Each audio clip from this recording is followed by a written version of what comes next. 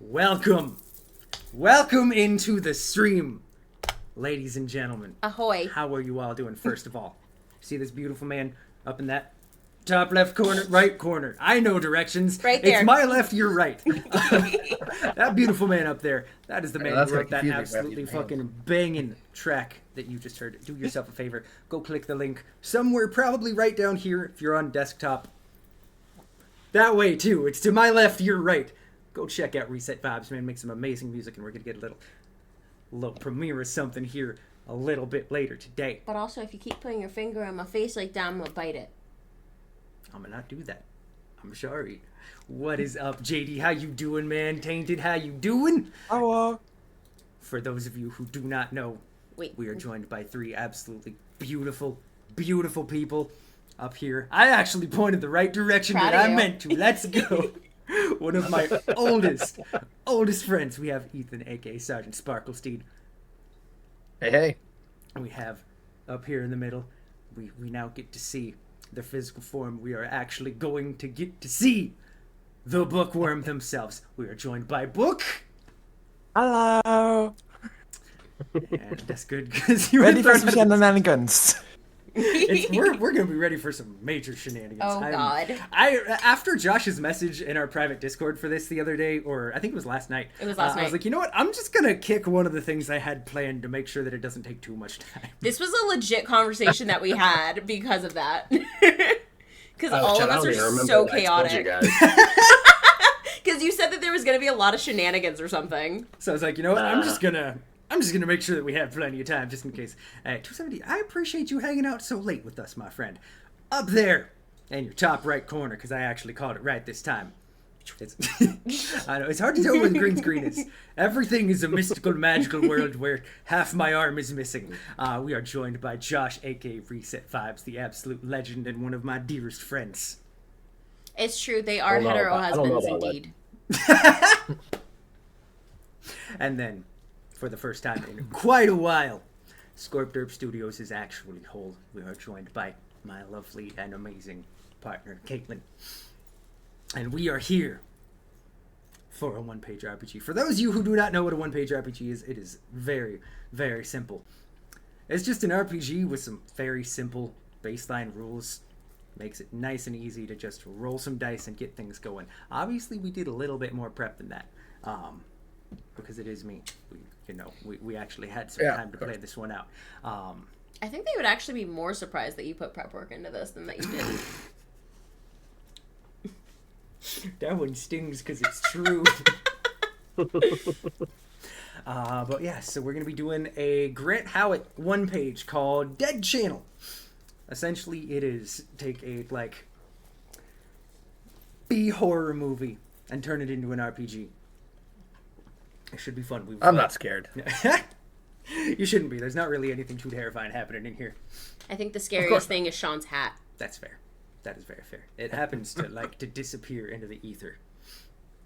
That's pretty The fact scary. that it fits over your headphones is pretty impressive. It's like with the frog hat. Like this, I think I spent like $20 on this cheap ass costume. It's like, oh shit, this actually works. I'm digging it. It works out really well. Do you wear your headphones into the store so that you can see if it fits? I actually didn't test it until literally while we were prepping earlier. I was Remember- like, oh, am I gonna have to go figure out something else? Walk through the store. Nope, that doesn't fit. No, try that one. Remember when I said a couple minutes ago how it's going to be more surprising that you actually did prep anything? But yes, so we've got two options for introducing you guys as characters. Do you want to talk about them a little bit beforehand? Or one of the first things that happens could be a nice little introductory something for both you and for your rival in the system. Which would you guys prefer? Good question. Things we probably should have figured out earlier. But see, I don't mind the ladder there, Okay. because I kind of like the idea of having my rival being in the. I think you're gonna like how I have your rival introduced. Well, no, I'm sorry. I thought I had my notes properly pulled up, but now my phone is losing its mind. Oh no, I picked the wrong one. There we go. Did I die already? So, the year is 2002. You're cruising through some channels trying to find some kind of movie to watch. It is October 14th. And what happens? It should have been October 3rd. Wait, why? Mean Girls. Dungeon Master done fucked up. You done fucked up today. You turn the channel, and what do you see but a commercial that just so happens to catch your attention. There is a very homely looking man. He's got a beard about down to his nipples. He's wearing a robe, a wife beater, some cut off sweat shorts, and some shades. And there's this big old sign above his head written in a good old-fashioned Comic Sans that says, Crazy Dave's Haunted Amusement Park. Welcome in! Wait, no, you're not actually here yet. Somebody help me. I forget how to do commercials. My name's Crazy Dave, though, and I have a treat for you. Are you tired of your usual haunted amusement parks? Going in, getting spooked by, a man with a chainsaw and a couple of sharks, because that's the thing. I have something special for you. Come on down to Crazy Dave's. We got a corn maze. And I got a special treat for a corn maze. We got a tilt-a-whirl. We even got that big old game called High Striker. And you know what else? We got a special treat. For the first 10 people who can survive our amusement park, you win $1 million. The TV goes black. Enter the amusement park. Let's see, who should we start with? Who would like to be the first person to walk into the park? Caitlin? I'll walk. Oh, yeah, why not? All right. Yes. So, we're gonna... Oh, you're saying Josh? All right. Bet. All right. So, a man by the name of Bartleby comes walking into the amusement park. The first thing you see is a very, very depressed looking teenager. He looks at you and goes, ticket for one. Yeah, ticket for one. Okay. As long as it's not too expensive. Yeah, no, it's free. Free? Yep. Oh. How y'all making any goddamn money? Don't ask me. I just work here, man. Damn. Here, I hand him a joint. I got booty stacks. Here you go. And he reaches out, he daps you up and goes, thanks, man. Here's a 5. Oh wait, no, here's your ticket too. I forgot. Go on in. And you got lucky. You were the first person in this amusement park. As a matter of fact, there's no line. There is no one anywhere to be found. It's smack dab in the center of town, but it's deserted. And the first thing you come up on, it's essentially the little teenager hands you a map, and it looks like it's just kind of a straight line. You go in one, out the end of said attraction, on into the next. Fairly straightforward. And the first thing you see is a tunnel of love, except it's not actually a tunnel of love.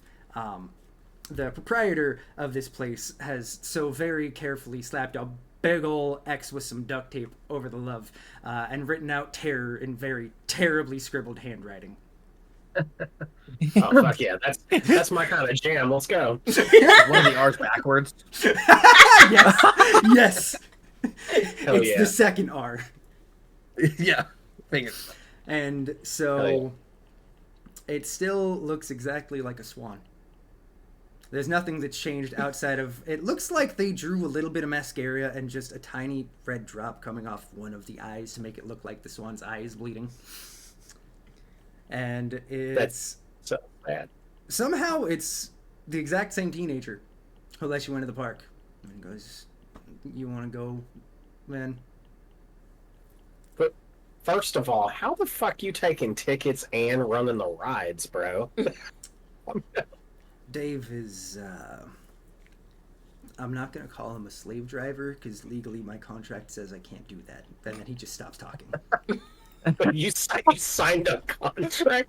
Whatever. Make this depressed ass swan do it steady. He goes, okay, so you're technically supposed to have someone else join you on this, but I guess you know what, you gave me the joint. You're good, man. And he just points you in. And you sit down, you get secured with the half a seatbelt that doesn't actually clip to anything, and he presses a button, and it's a real shaky ride. You know, it's slowly chugging along. It's maybe a 3-minute ride. About every 10 to 15 seconds, you know, there's a little skeleton made out of cardboard that pops out. There's a little bat that drops from a string on the ceiling. There's a tarantula, but it's drowning. It sucks for him. Should have done better. And is there anything you're thinking about as you're making your way through this? Why I left the perfect safety of my home to come to this depressing ass fucking That's fair. That is fair. Let's jump cut to Ethan. All right. So, tell us a little bit about your character. Describe your character a tiny bit. Who comes walking up to this amusement park? You see a very good-looking, if I do say so myself, elderly gentleman. I wouldn't use those terms, but some people might. Sporting his Letterman jacket from back in the day, a nice big, I don't know, grin on his face. I don't know why I feel so confident about walking in here. Maybe I'm looking for chicks, or whoever comes my way. So I'll pretty much what's the word? I'll stride right on up to the booth, and I'm assuming I can see maybe the same kid. Yep, you can see that same teenager standing there. And he goes, "You're here for the thing, right?" I sure am. And I go to reach back for my wallet that's bigger than my fist, and I try to yank it out of my pockets because I'm wearing nice slacks, and they're not the biggest pockets. So I'm digging in there for a little bit. And he goes, "Okay." I get it out. As soon as you get it out, he's like, there's no charge. All right. Well, I'll pay for the next guy in line, and I turn around and who happens to be standing behind you, but a very familiar face. Can you describe said familiar face to me, Ethan? No. Franklin. That's Kevin Franklin. Where did you come from? What's going on, man? It's been a while. How you doing? Go to hell, Franklin. I guess I'll pay for him then. And the teenager looks at you and he goes, "I said it's free, man. Just take 2 tickets and go." Does he have to go in? You know he's my rival, right? Look at him. Look at that grin. Oh, he's missing a couple teeth, but look at that. I'm still hotter, obviously. Look at pop out my jacket a little bit. Well, whatever. Who was it? I'm getting to the rides first, Franklin. Who was it who wound up with that special someone in high school, though, huh? Huh? That's right. The pussy. I did it, Ruby. No. That was way too well timed. I don't want to timed. talk about it. I'm gonna whatever. I'm out of here. So I'm all like flustered. I didn't expect to see him behind me.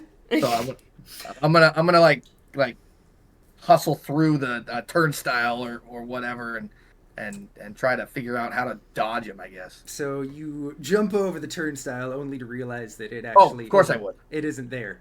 There's the little wheel that's supposed to turn to keep it from going out. It's not there. This place is... Honestly, right. You're not no, even that makes sure. sense, though. Like, you're local to this town, but you've never seen this before. Yeah, but that makes sense. I would jump over turnstiles in my glory days because I wasn't paying for anything. I didn't have to pay for much, obviously, but I wasn't paying for this one. So, and clearly, I didn't have to pay for anything because that's what the teenager said. But in my mind, I was going to jump over it. So that makes sense. Franklin just comes slowly striding up behind you, keeping pace, and the two of you end up at that same tunnel of La Terror. And the teenager's sitting there waiting, and he goes, "So, I can't let you guys go without 2 people being on there, so, hop in, I guess." Wait, I gotta ride with him? Yeah.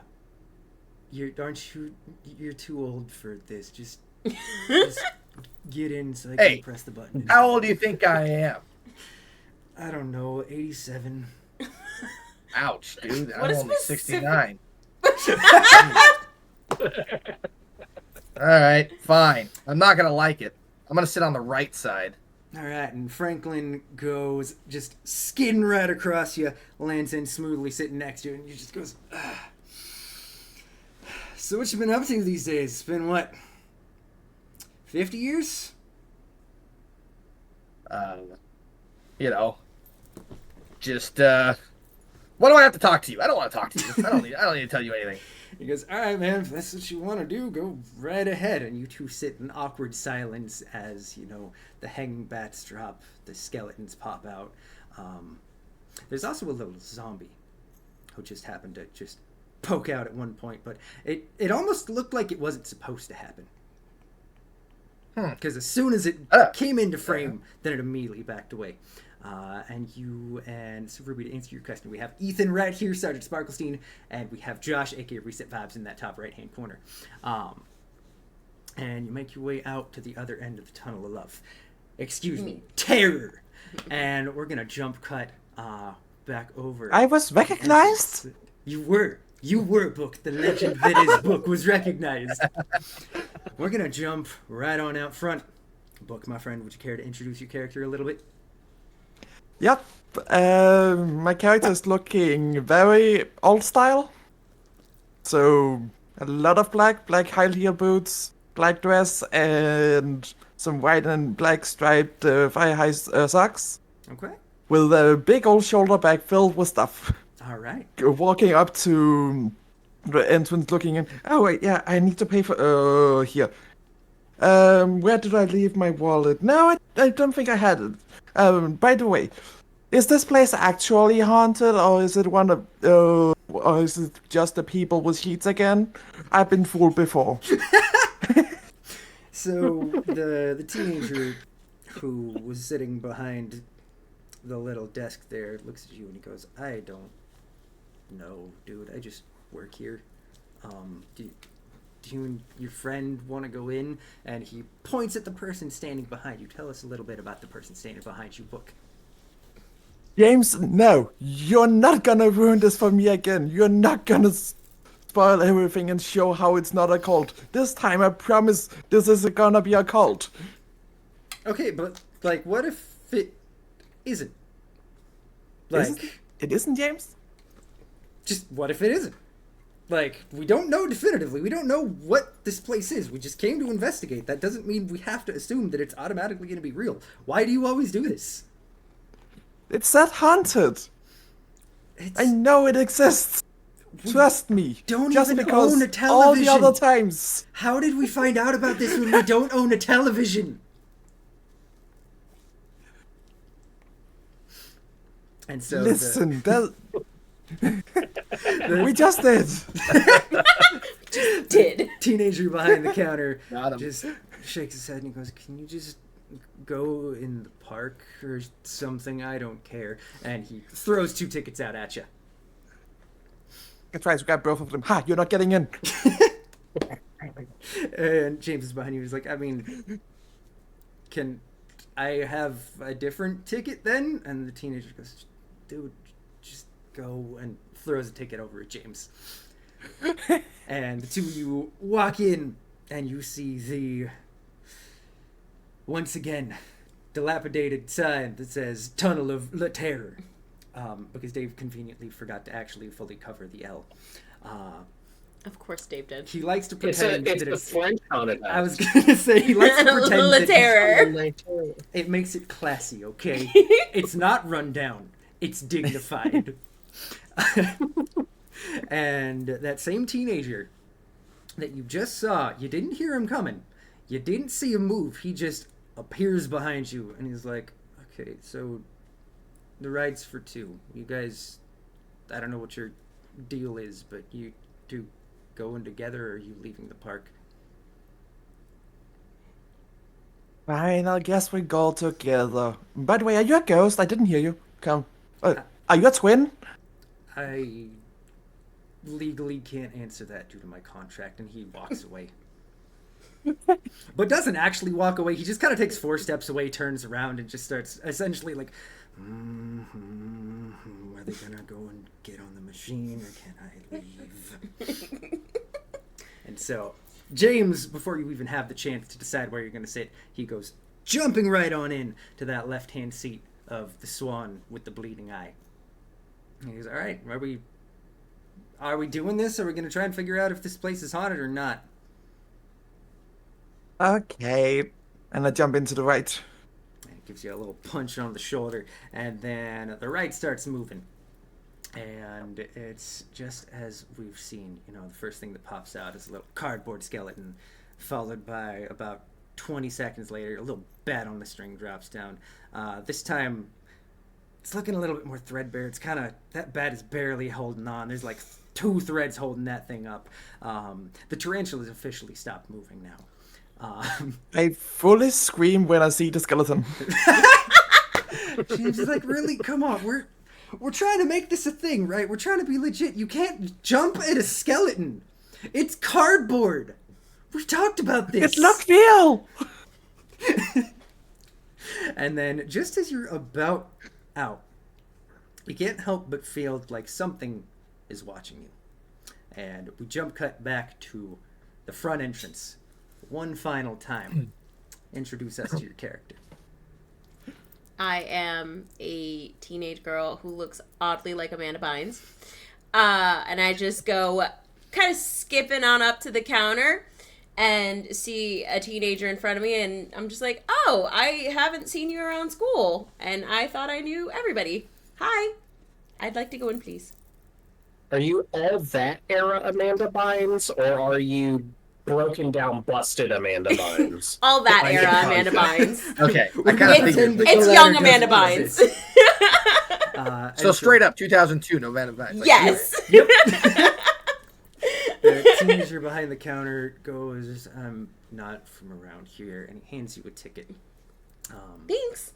And he just kind of waves you on through. So I just kind of like go strolling on through the non-existent turnstile and kind of looking around like, $1 million if you're here early. Interesting. And you notice that outside of the attraction ahead, there's literally nothing. Like, it's a kind of paved road up to it, but outside of that, it's just dirt. It just looks like a weird empty lot. And just as you get up to the tunnel of La Terror, you see that teenager once again standing there, and he goes, so, we need 2 people for this, so are you good riding with that dude behind you? And describe the person that is seen behind you. So the person behind me is an older fuckwad who looks very scummy, and who I would not trust as far as I could definitely not throw him. Some would say potentially looks like Paul Giamatti. Maybe just a little bit. And he goes, honestly, I don't even know why I'm here, so sure, why not? I'm not riding with him. He's a fucking criminal. He should be in jail. And he just kind of gives you this glare. And he steps onto the boat. And the teenager looks at you and goes, can you just, I'm trying to do my job. Can you go? I'd like to sue. And I just get in the red. All right, and the ride starts. And this time, when the skeleton pops out for that first one, it actually just kind of launches itself and falls directly into the water. The bat comes dropping down, and as soon as it hits the bottom string, you hear a snap, and the bat falls into your lap. And I screech and just like throw it at Paul Giamatti looking motherfucker. And he just panics. He almost falls out of the boat. And then you see it's a little bit further pushed to the side, and you're getting to witness as it slowly starts to fall, but you see what looks like a tarantula. And then just as you're about to the end of the tunnel, you see a faint silhouette that immediately disappears. And we'll go ahead and cut back to now all 10 of you. Right? Yes. No, 9.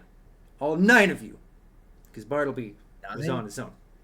Wait. Bartleby didn't get to because Bartleby hit him with the joint. Seven? Or no, There's seven of us. That's right. I'm sorry. We had somebody who dropped out last second, so my brain is wrong with math. Unless you count the teenager. Is the teenager there again? He would be 8. The teenager isn't there. The teenager is just kind of you don't know what happened to him, but you feel like his presence still exists somewhere. I think I smell a little bit of marijuana, but that could just be me. You want some? I just flip out a bag of duty snacks. Is anybody imbibing? The devil's lettuce? Considering my character's underage, no.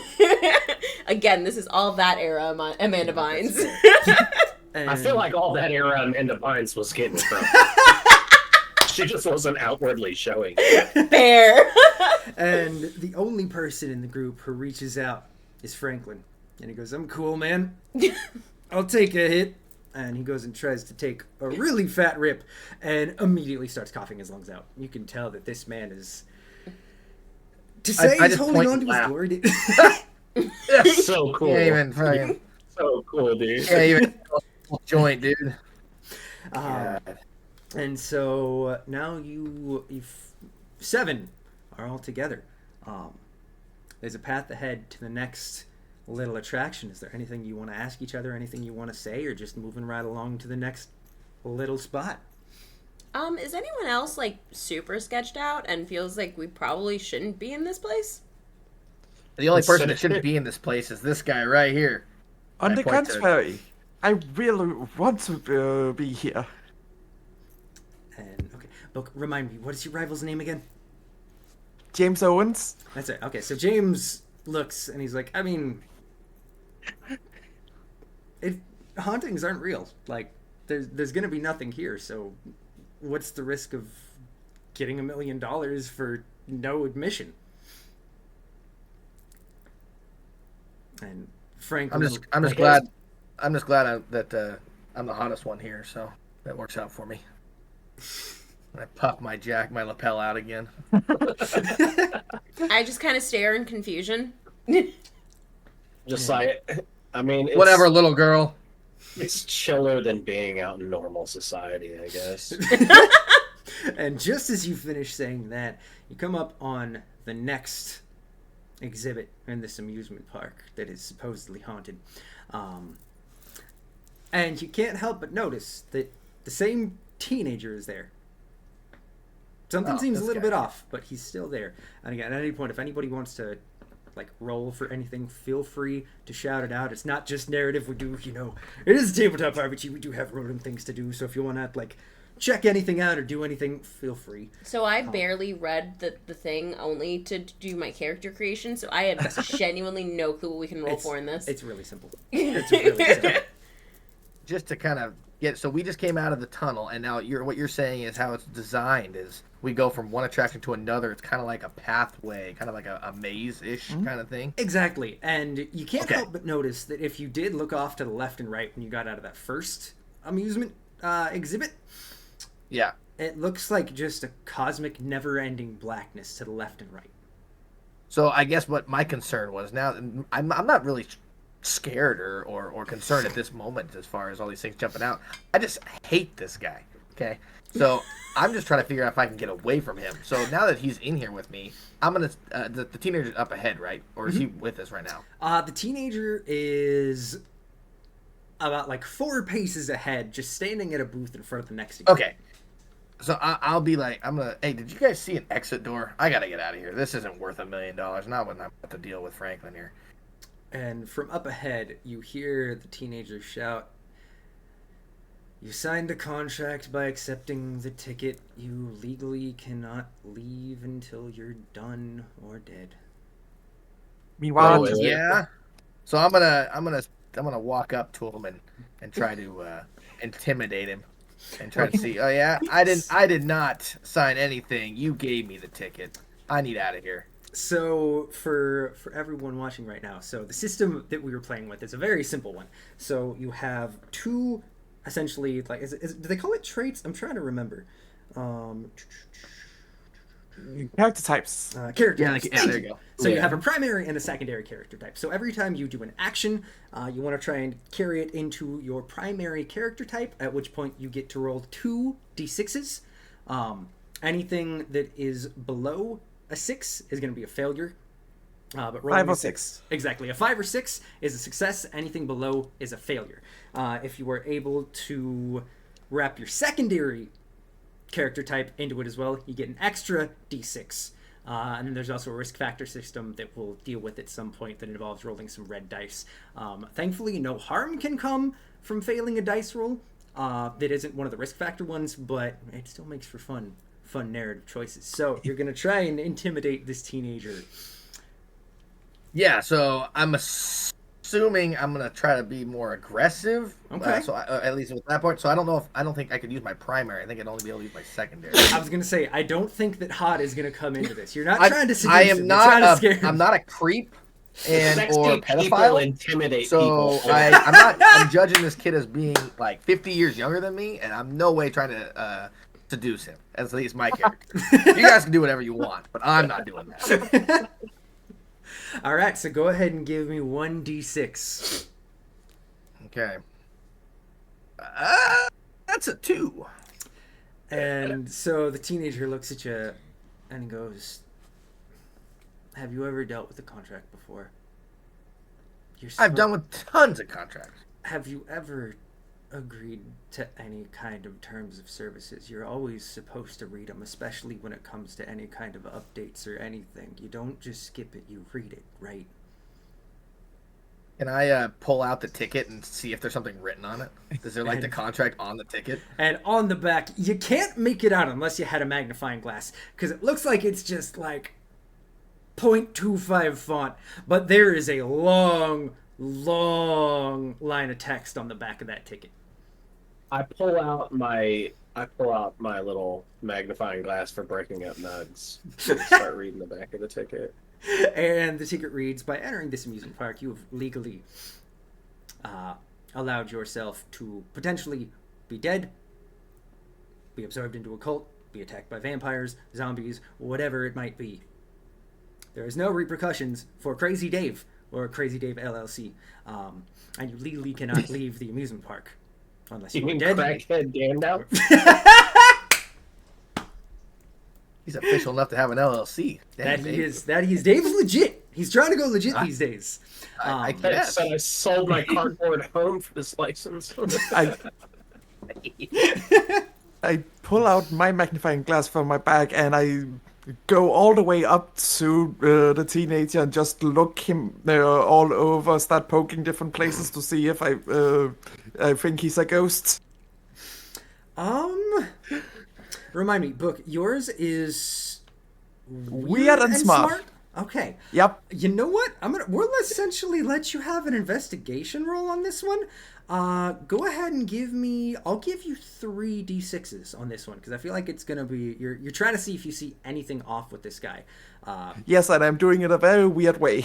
You know, I would agree. That's definitely I'm gonna weird. be honest, I don't think it's a normal thing to walk up and start poking someone and looking at him with a magnifying glass like 2 inches from their nose. Yeah. I rolled a 6. Oh Is shit! that why I Okay. get weird looks? So, Okay. as you're scanning him, you can't help but notice that on his right hand, what's up, Victor? Hi, Vic.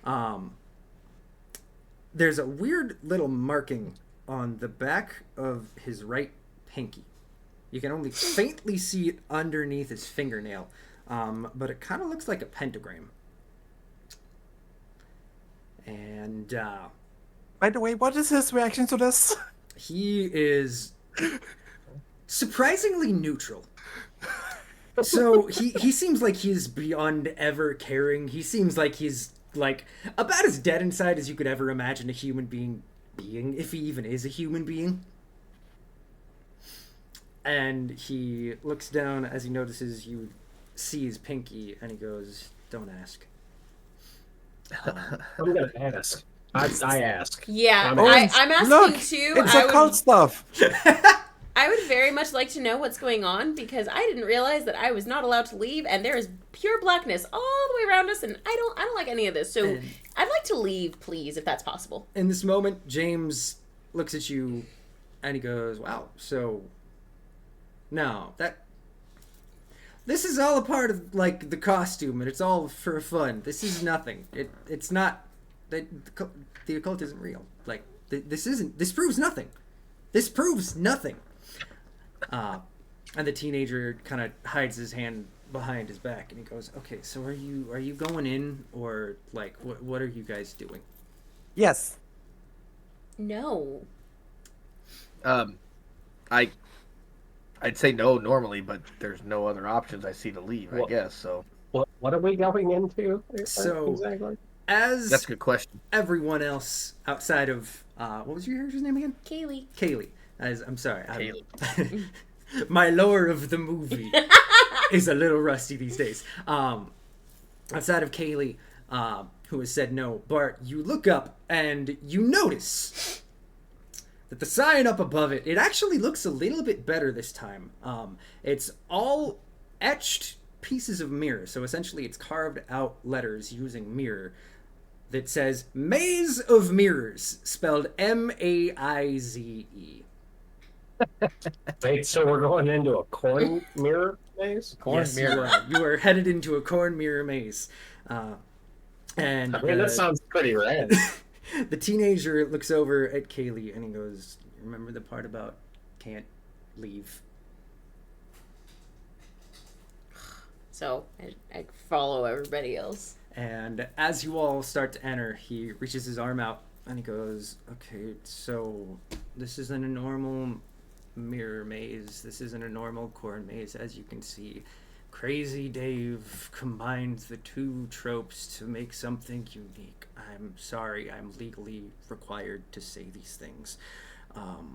Here's a map, and you look down at the map. Unfortunately, this is the map that I didn't have time to actually draw. I was going to draw an actual looks physical great. map of Worst corn maze, GM ever. honestly. And so you see the map of the maze, and you see 6 different points, all that have a letter, or not a letter, a number. And then on the left-hand side of the map is a list of questions.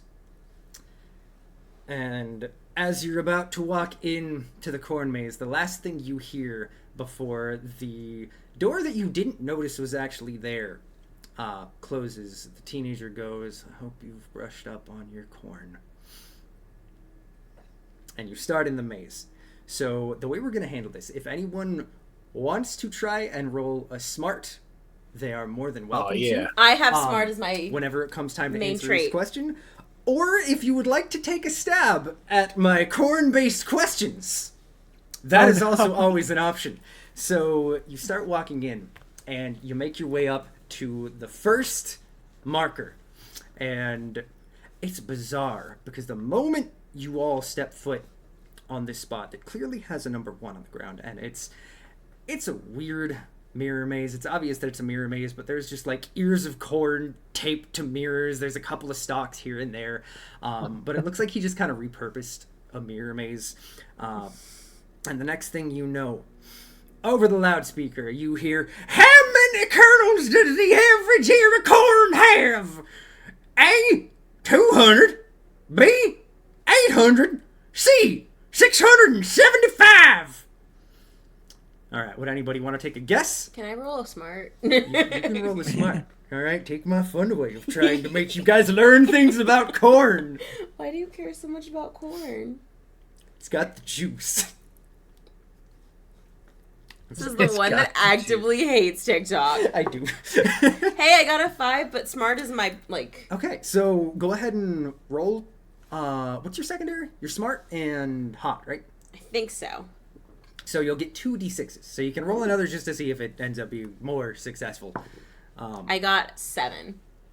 So it's just each die counts separately. You don't combine the two. So you got a 5 and a 2. So you remember back to elementary school, to a field trip that you took in kindergarten to a corn maze. And there was this man who was incredibly passionate about corn, who spoke so very loudly about it, and his voice still resonates in your ear to this day. And you hear, the average ear of corn has 800 kernels.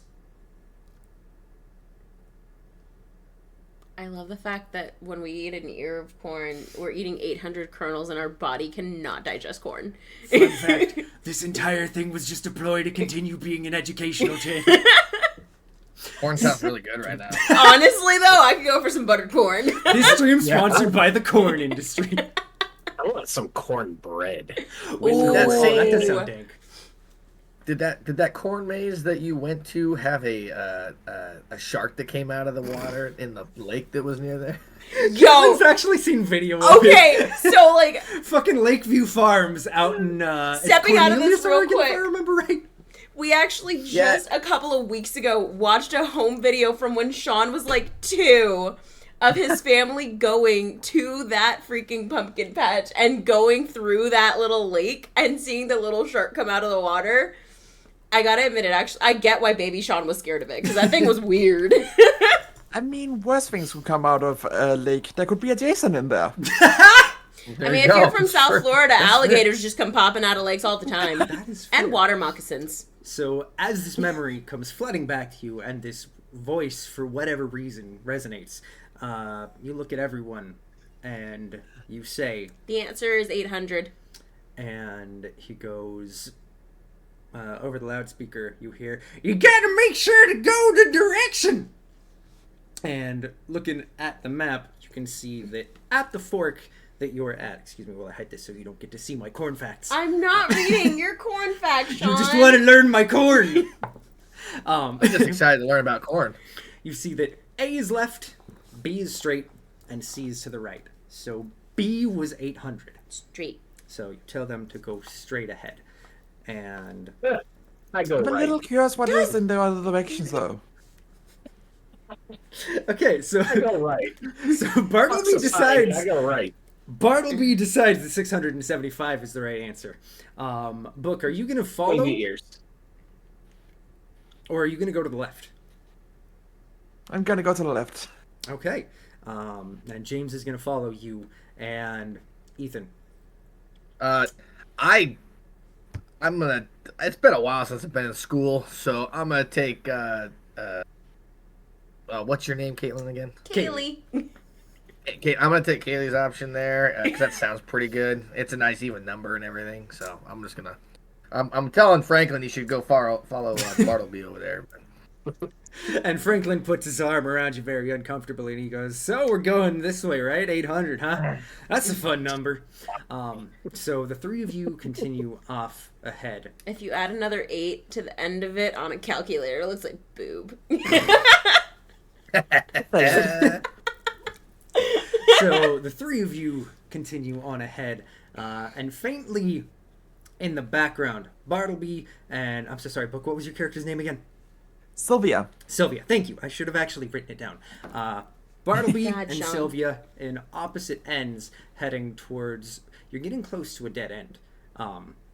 As soon as you're about to take that last left corner, you can't help but... punch. Wibbles! Hi, friend! It's Wibbles! You can't help Good but shot. hear in the background... Ow. You can't make it out because it seems very far away, but you hear... Fun fact, that is Crazy Dave reading off the next question that we will cut to momentarily. Because I went the right way, which was not to the right. We'll start with Sylvia first. So, Sylvia, It always goes to the right. It always goes to the right. how do you know that, Josh? I'm still concerned that he was able to guess the shape, size, and direction of your dick. Cuts back to last night, Sean was like, you know what, I should really cut one of these puzzles out for time. So, Sylvia, as you and James are about to reach a dead end, you can't help but hear what sounds like a scraping sound incredibly close behind you. Ooh, I wonder what that is. I'm gonna check it out. Okay, so you turn around and standing dead in front of your path, right at the only turn you could take, there is a large pumpkin-headed scarecrow that stands about 7 feet tall with a pitchfork for a hand. What do you do?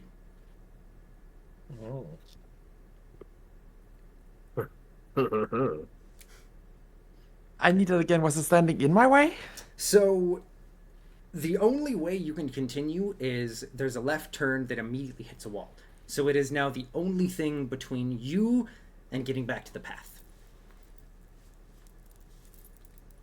I so want to figure, take a closer look at this scarecrow, but at the same time, I just look over at James. See, I told you so, and I try to force him in between us as I run past. Every man for himself So- here. So let me get this straight. So you are going to take James and shove him into the scarecrow so you can run?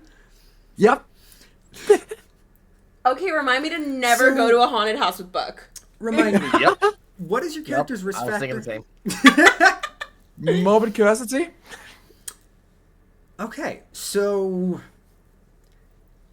I'm going to have you. I think this is going to be a spot where we're going to have you. Unfortunately, you're only going to get 1d6 because I don't believe this can be carried back to either weird or hot. It's pretty Yeah, weird that's to smart. shove your Or buddy. yeah, that's right. Weird or smart. I'm sorry. That's right. I think is it or no? Josh, what's yours again? I know you have. Is it weird and Same thing.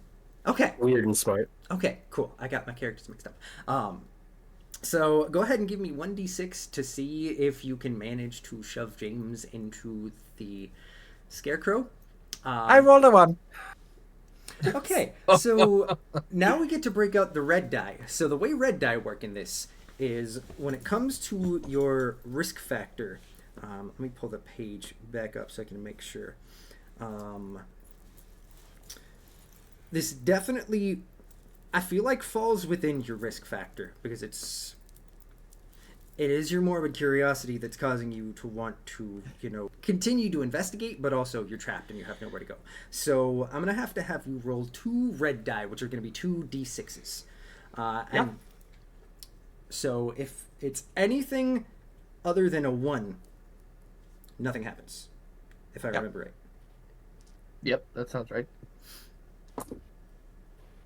4 and a 5. Okay, so you reach over to try and shove James, but neither of you are the most coordinated, so you kind of stumble over his feet, and the two of you just start taking off together. And the scarecrow doesn't move. The scarecrow does nothing, and you two just book it past it, back over to that first question. Go ahead and cut over to Bartleby now. So Bart, you are making your way. Is he Down making this his way path. downtown? Walking fast? Faces past. I Watch want my to back. die. Fun fact, the self-insert of Sean in this one, it's the teenager who hates everything. So, you make it just about to the end of this path that was leading down the answer of 675, and there's a door ahead. And that is the I'm only thing it opening the is. door. Okay. I'm gonna go try and open the door. All right, so go ahead and we'll have you just simply roll. That was rude, Book. He's opening a door. You needed to That's knock fair. on it He first. did- but It's he didn't polite. knock first. All right. But he That's common should courtesy have. before you open the door.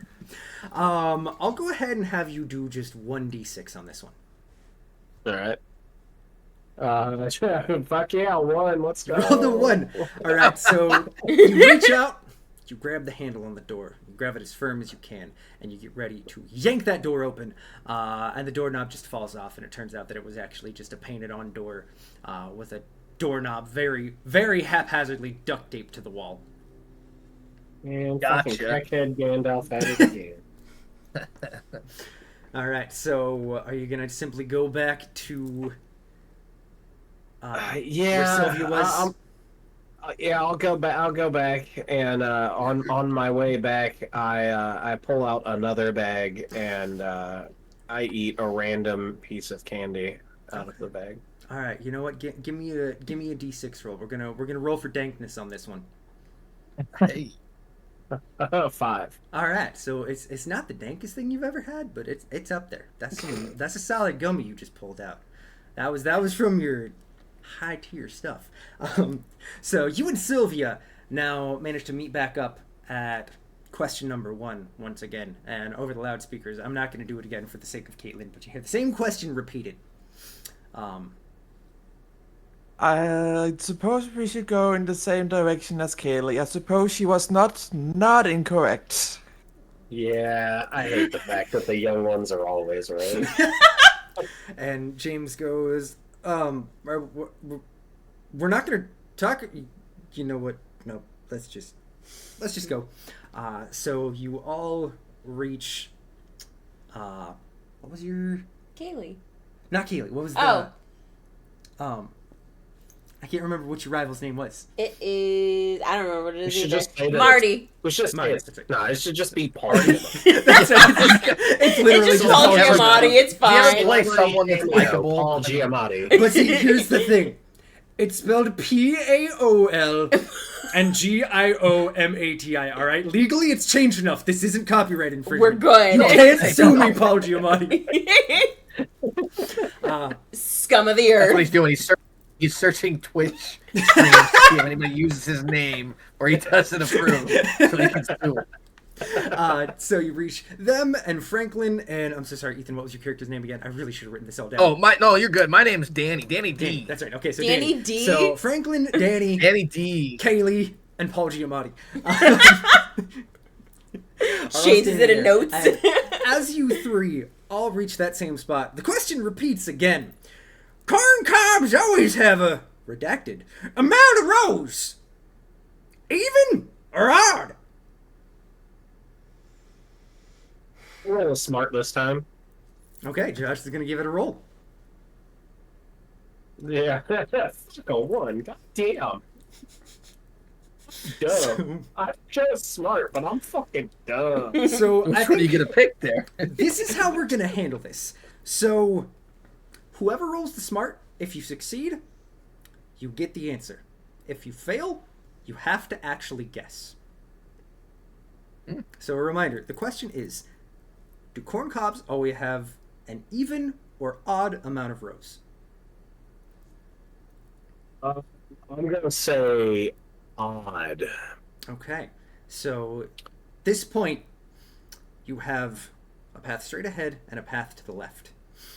The path straight ahead was even, so the path to the left is odd. So Bartleby, you take a beeline to the left. Very confident. Is anyone following Bartleby? I'm going straight because he went the wrong way in the first place, and I don't remember from my field trip, so we're just gonna keep going straight. Okay, so Kaylee goes straight. Paul Giamatti is definitely following behind because he believes that you... I hold all the answers according to this fucker. Yep. All right. Sylvia I'm and going James? to follow going to follow Kaylee mostly because Kaylee is easier to shove around in case something comes. Damn. Cold. Damn. Stone cold. All right. And Danny D.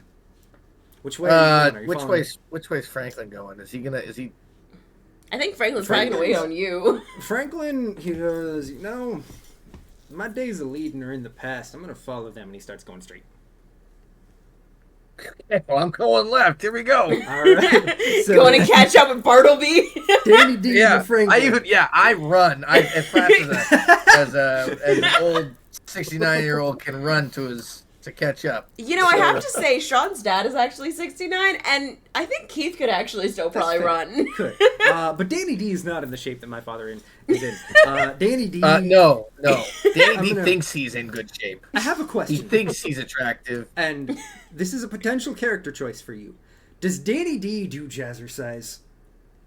Of course he does. So he's doing his little jazz walks up behind Yeah. Bartleby. Yes, that's how he thinks that's the only thing he does. And he doesn't even do it frequently enough. But that's what he does that thinks he stays in shape. He literally has done no other sports or anything since high school. All right, so Surprisingly, he hasn't gained weight because he can still fit into the same slacks and leather jacket of the glory days. But he hasn't bulked up or anything by any means. Well, no, see, I feel like it's a safe bet That's that all the he's... laxatives.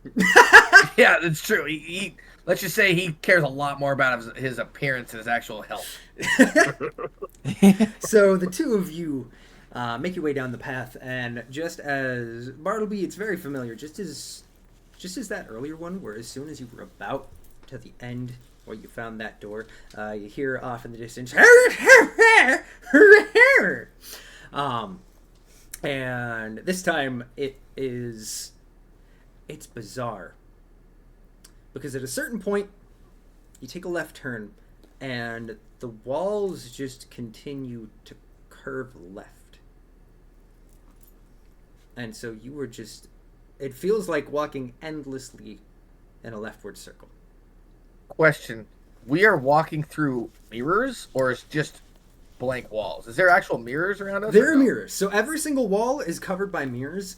Okay. If you were paying very close attention, you would definitely notice that this one very particular ear of corn that is like almost purposefully cattywampus in how it is attached to the wall. You've passed by it a couple of times. Okay. I'm gonna be not paying attention because I'm checking myself out in the mirrors and adjusting my hair and clothing as we are walking, and I'm literally just making sure that Bartleby's in front of me because I just figured he knows where we're going. So I'm just gonna walk. What Bart is doing in response to Danny D. I was gonna say, does Bart notice I'm any of picking this things going out on of my behind him? teeth and like flicking my hair back, Bart's just like in his own little world. He just had a great gummy. He's just chilling. So, Yeah. Are you trying to do anything, or are you just simply gonna keep moving ahead? Do I notice that we keep passing by this random ear of corn? Can I roll for that? Yeah, let's have you roll for that. You can either roll for it, or you can make that decision of if... Actually, no, I think rolling for it to kind of decide if Bartleby is being that intuitive. He's kind of good. high. How strong was that gummy? So I want it to be. I want to roll my weird. I want it to be more that like I'm just so blasted that I'm just like, what the fuck is with this corn, And see, dude? here's what I'm going to take, especially knowing Bartleby as a character. I think anything weed-related counts as weird. Okay, cool. Because he's just toked out of his fucking mind. Like it. I like it. I got a 6. Okay. So after about the Dylan. 4th time of passing the same ear of corn, Bartleby, you definitely notice that it seems like things are moving in a very similar path. We'll even say that in this moment, you reach your hand into the bag, you touch into a tincture that you have rolling around in that bag that has a very specific red dye to it, and you wipe that red dye along that ear of corn, and you make another circle, and you notice that that red dye is still on that ear of corn. Fuck yeah, we're going in circles. I try to look around and find Danny D, and I'm gonna assume that I see him fucking just like scoping himself out, and I'm just gonna. So I'm I'm gonna make a character assumption on Danny D. So Danny All right. D is not at all Do paying it. attention to what's in front of him. He's just simply looking and checking himself out in the mirror. Exactly. So as you turn around to check where Danny D is, see if he's still with you, he just runs right into you. Yes, that's exactly where I was thinking. I'm looking to the side. I'm just trying to keep up. I got maybe something that maybe I'm cleaning my ear out or whatever. But I'm looking at the mirror and I smack right into him. Yep. Not hard enough, but like I just totally was not paying attention. bro. Nobody cares what you look Oh, like. Are Okay, you but that's kidding something me? Bart And would I kinda say. try a gleaming smile. I got some like it's hard to tell, but there's a couple dead teeth in. I try to cover those with my lips as I smile. So while I just whatever. Are we there yet? I mean, I feel like we're almost No. there. Since you were too busy, looking at your fucking wrinkly scrote face, dude, like, we've passed by this one ear of corn like a billion times. I'm pretty sure we're going in circles.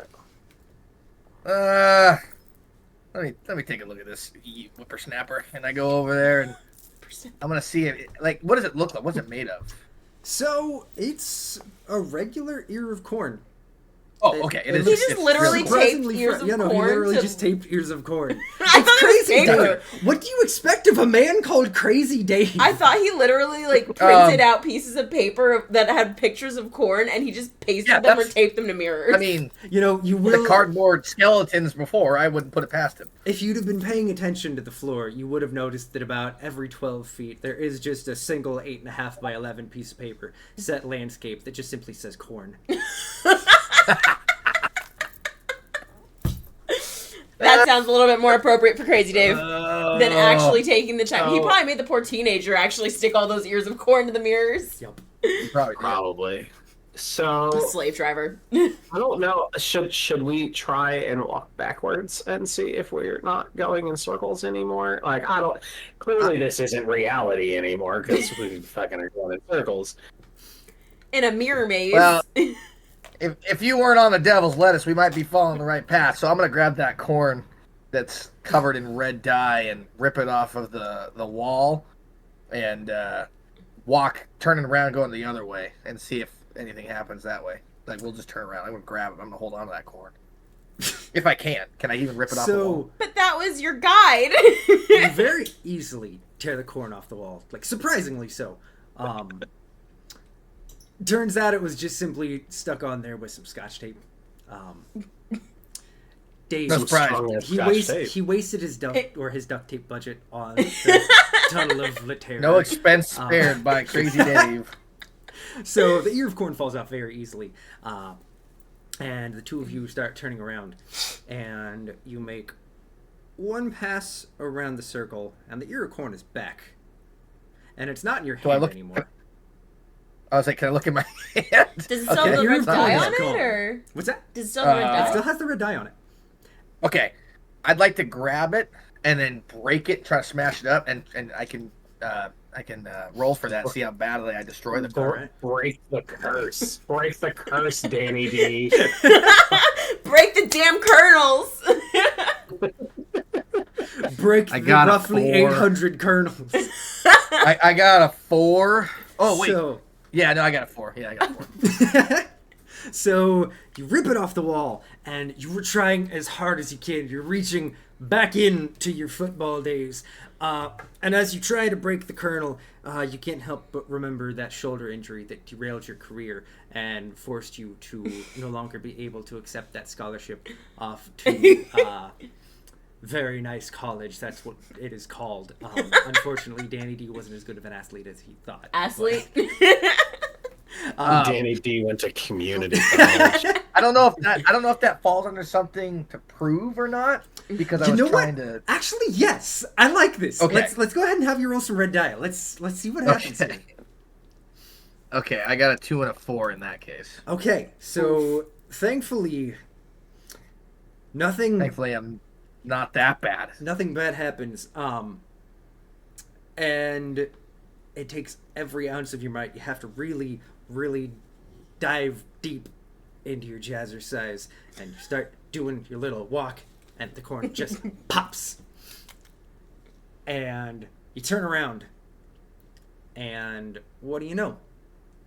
There's a path that actually leads back to the way that led you into that circle. See? God, kids these days. I just start walking. And the two of you make it back to number 2. You have the question screamed over the non-existent loudspeaker once again, and you catch up with the rest of the group. How long were they doing it versus us just wandering through? It was a solid 4 minutes. not a small amount of time, But not a lot. but not a lot, but a noticeable amount of time. We had to take a fucking potty break, okay? Yeah, this guy. Franklin, No. as soon as he hears you guys coming up, he turns around and he goes, "Hey, what took you so long, huh? I told him we should wait up for you." Hey, Franklin, go check it out. There's a cool piece of corn over there. You showing me scarecrows? Nah, no scarecrows, but magic corn that makes you. I don't know, man. Oldie boy here fucking broke some corn, and now we're here. I take another piece. I take another gummy out of the bag and pop it in. And as soon as you pop You're that welcome. as soon as that sentence is over, you hear over the loudspeaker, "What is the world record for the tallest corn stalk? A, 60 feet, B, 40 feet, or C, 35 feet." And this time, the paths are a little bit different. There's still one that goes straight ahead. There's one that goes off at a 45-degree angle to the left. And there's one that goes backwards at a 45-degree angle to the right.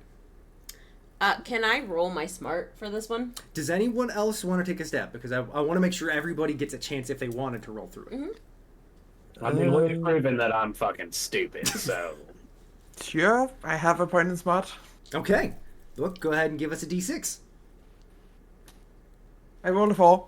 Okay, so you try thinking back as hard as you can, hoping that you can get any information from your past to remember how tall the world record for the tallest cornstalk is, and you cannot remember anything, so you are unfortunately left with guesswork. So reminder, A, 60 feet, B, 40 feet, and C, 35 feet. And I will tell you, A is the upwards diagonal, B is the backwards diagonal, and C is the straight ahead. And as a non-American that only uses metric, I have no idea what this is in feet. That's okay. Oh, no. That's okay. You're gonna have to put your American hat on for a second here, Book. Yeah. America. The only time I ever use feet is in D&D, and I don't even and use this metric in that system. That's fair. I don't It's know okay. what the conversion rate is All there. you have to guess is which direction you're going. That's all that matters. Are you going diagonal left, backwards diagonal right, or straight ahead? Diagonal left. Okay. So Book goes down, or excuse me, Sylvia goes down the path to A. Everybody following? I'm gonna go whichever one. Straight. I don't want to go straight. I want to go to whichever one is going forward, but diagonally. Okay, so you're gonna follow Sylvia as well. I learned from my lessons. The last two were straight. I'm going straight. All right. Bart's going straight. Danny D, where you going?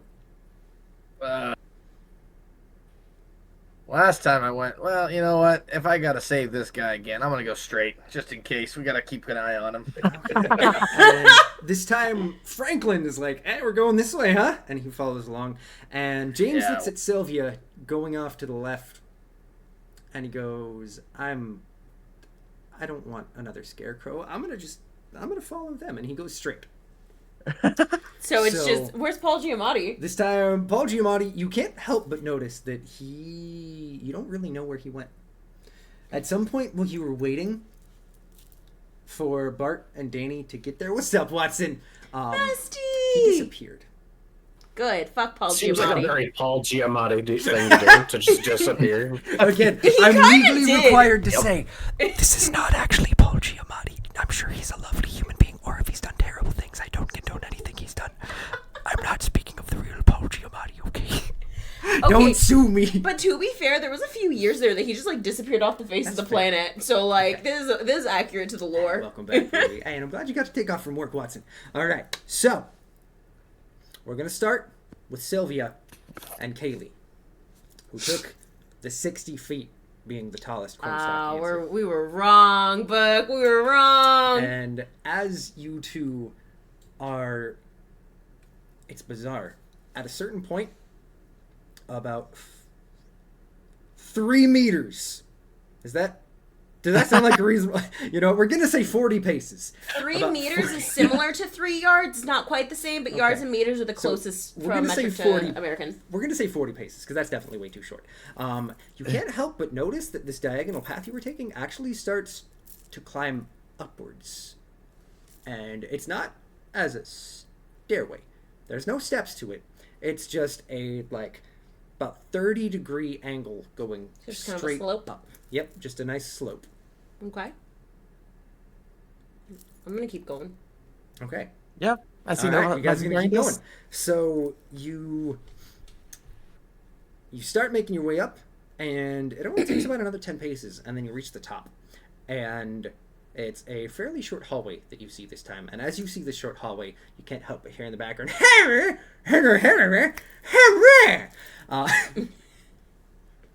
as the hallway opens up. It's about wide enough for the two of you to get through, side by side. And there's what looks like a painting at the end of the wall.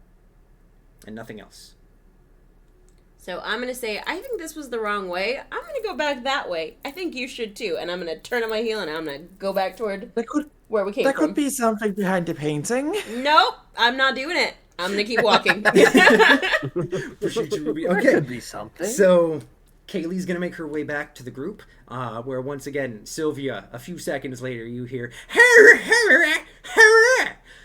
as the question repeats itself, because as I'm sure you have noticed, there's a pressure plate where as soon as enough or as soon as a new person gets to the group after it finishes reading, it once again reads the question out. You still don't know where the voice is coming from, but it's coming from somewhere. And so it's just you in this, like, maybe 15-pace hallway with a painting that you can't quite make out from this distance. By the way, it's okay. You can use feet for everything. It's fine. Okay. So we'll say it's about like 15 feet ahead. It's normally never a problem until you get questions where I have to think about how tall that actually is. You know what? That's fair. That is very fair. It's like 40 of your actual physical foot. Just I apologize straight because stacked. there's also another question that has to do with measurements. So I'm going to make sure that you It's don't fine. have It's to answer that fine. way. So what do? I go up to the painting, start knocking different places, and seeing if there is anything that looks like buttons or anything. So you start trying to walk towards the painting, and you can't help but notice, after probably about 7 or 8 steps, that you're not getting any closer. It feels as if you turn around, you also seem like you're getting further away from the stairway. I love optical illusions.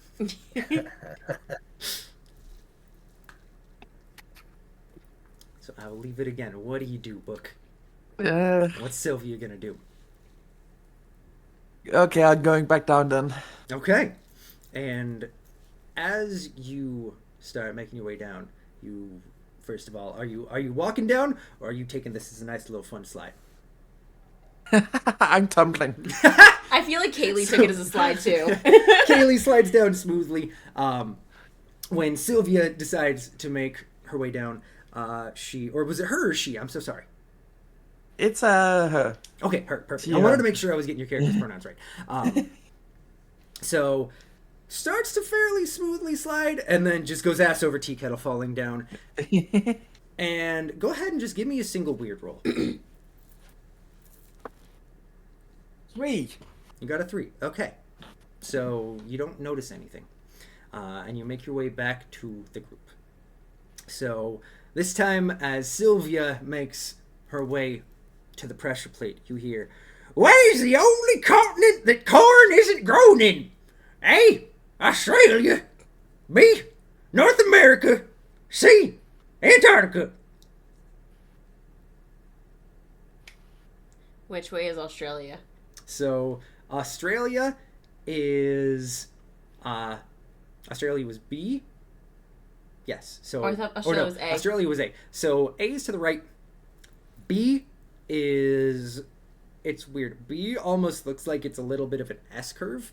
And C is straight. Why do I feel like the answer is Australia? Because it's been straight at. So Australia was to the right. Straight. Never mind. Yeah. Antarctica okay. was straight. So, does anybody want to try? Ethan, you were the only one who hasn't gone for a roll to try and decipher corn facts. Sure, we can Would roll. you like to? Would you like to see just how much knowledge Danny D has about corn? I hate to ask you to repeat, but just to make sure I heard your question right, are you Yes. asking where it isn't found, or Where it is not found. What is the one continent that it is not found? I think I can guess. If you want to take a Already? straight guess, that's okay. I'm gonna go. Wait, and what were the options to make sure? You said Australia, So it was- Antarctica, and what? Australia, B was North America, and C was Antarctica. And which way are they going again? So you So- said that A was. Australia to the right. North America is kind of an S curve to the left, and straight ahead was Antarctica. This feels like such a I'm gonna trick go. question. I'm gonna go straight ahead. It feels like a trick question. I feel like there are seed starts in Antarctica, and you could probably find corn there. That's still what go I'm straight kind of ahead. thinking. I feel confident. I feel like it I'm can going be with wrong. Australia. I'm going with Australia. Fuck it. I'm going along there. Okay, so Sylvia and Kaylee once again follow the same path, taking off the right part of it. Are you going straight ahead as well? Are you Straight as an sticking? arrow. Okay. I don't trust other directions anymore. They've been wrong every fucking time. The weed is officially hit. Bartleby trusts nothing but north. So this time James actually does follow you, along with Kaylee, and Franklin looks around and he goes, "You two seem to know what you're doing," and he goes straight ahead as well. So we will Why that guy just leave me alone? once again to Sylvia and Kaylee, We did go the wrong way. as well as James. Yeah. It just like The it answer felt is like Antarctica. such a weird trick It was question. North America. It was You were all actually- wrong. In one direction. So this time, which I gotta be honest, I actually didn't plan anything for what was gonna be a wrong direction. So I hope y'all are enjoying the on the fly shit here. Oh, well, you shouldn't have told us that. I thought it was all real. It was all planned. So this time, you take that right hand turn, and there's pretty much an immediate sharp 90-degree turn to your right. And at the end of that hallway, straight ahead, is that same scarecrow. Do I see the scarecrow as I'm walking toward it? Who's at the front of the group in this one, I guess, is the important question. I said it first, so probably me. Okay, so Sylvia is up at the front. So you are, unless you're like standing kind of off to the side, you're going to see it just a little bit after Sylvia. I don't feel like I was directly behind Sylvia, so I feel like Okay. I was kind of like off. So to the you side a all little bit. notice the scarecrow at the same moment, and James goes,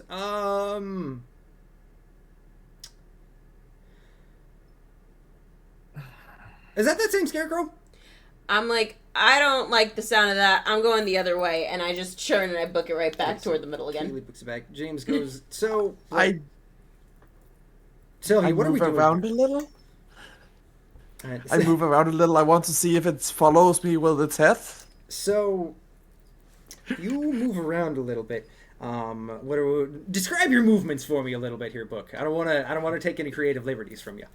I kind of just move a little to the left, a little to the right, see if its head start moving, and I start getting a little closer because So- I want to see if there's anything else about it. So, and I hate myself for doing this. So you slide to the left, and the scarecrow Take slides it back. with you. And you slide to the right, and it slides with you. And you take it back a couple steps, and the scarecrow does the same. Crisscross. And James goes, okay, so we're dancing with the scarecrow. What are we doing, Sylvia? I just That's- wanted to know it was animated in some way. And as you finish saying that, it kind of turns its head, and it raises its pitchfork hand.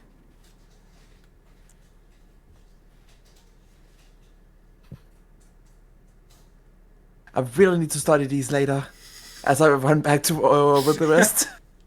Okay, so you run away, and James is very quick behind you, and you can't help but feel like you hear an extra pair of footsteps as you two take that right-hand turn to head off towards where the rest of the group is.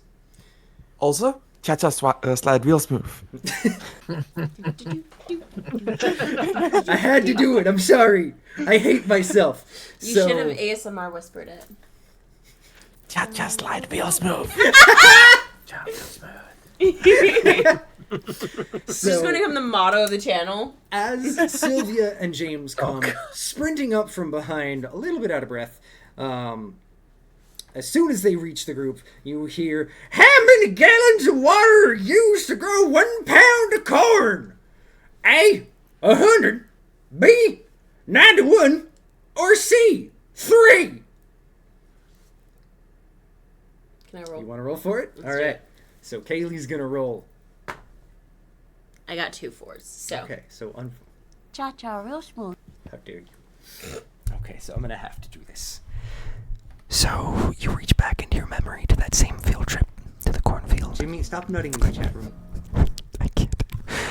You remember the breeze blowing through your hair and the sound of the cornstalks waving in the wind. The kernels ever so slowly hitting the ground. Is this? We're now evolving into a true ASMR channel. I hope this is what you want. Is this what you wanted? And unfortunately, you draw a blank. Okay. Which is what the answer is straight ahead. So 91 is the answer straight ahead. Going straight ahead. 91. Let's do it. All right. You want straight ahead. Is anyone following Kaylee in this one? Straight. All right. 100% straight. I'm gonna follow straight ahead. It I just think seems we- like to be a constant thing. We've Okay. all Plus the mirrors learned that look more Crazy Dave flattering. is not original enough to have other directions have the right answer. I don't even think Crazy Dave knows what directions are. I don't think he knows what a maze is either. Crazy Dave knows nothing but non-Euclidean forms. How many questions did you write Like for I'll have a this? I wrote straight line, 6. and then I'll just have a whole bunch of rooms off of it. That's amazing. So There's two more. we're on the last question. Oh, okay. We started this corn Oh. maze, I think, at about like the 30-minute mark. It has been almost an hour of corn maze. How I many had more- so much planned, but corn maze. So you all safely make it to the last step, and you see the 6 on the ground right after another piece of paper that just simply says corn. And you hear one final thing. Fantastic! Great job on all these corn questions! I have one more corn-tastic one for you. How much of the world's corn does the U.S. produce? A. 5%. B. 22%. Or C. 33%. Which answer is straight? So, this time, there actually is no answer that goes straight. Oh shit, guys, we're fucked. So, 5% is going to the left. 22% is going diagonal to the right. And 33% is going at an upwards angle to the left. I'm gonna go big brain mode, and I'm gonna roll a weird, and I'm gonna light a joint, and I'm gonna put it up in the air and see which way the smoke goes, and that's the direction I'm going. All right, let's do it. Let's do it. I like this. Honestly, I'm gonna follow this one. I like this. 5. Okay, so I was right to follow. you light up that joint, and in the most righteous puff of smoke, it blows out, and not only does it point in that upwards diagonal left, it also has 1/3 show up in the smoke. And you're taking that answer. Magic cannabis. Let's go. I'm following that because I'm like, this is all too fucking weird. She didn't really curse. This is too weird. I'm just gonna go with it. Okay. How is our minor dealing with secondhand smoking?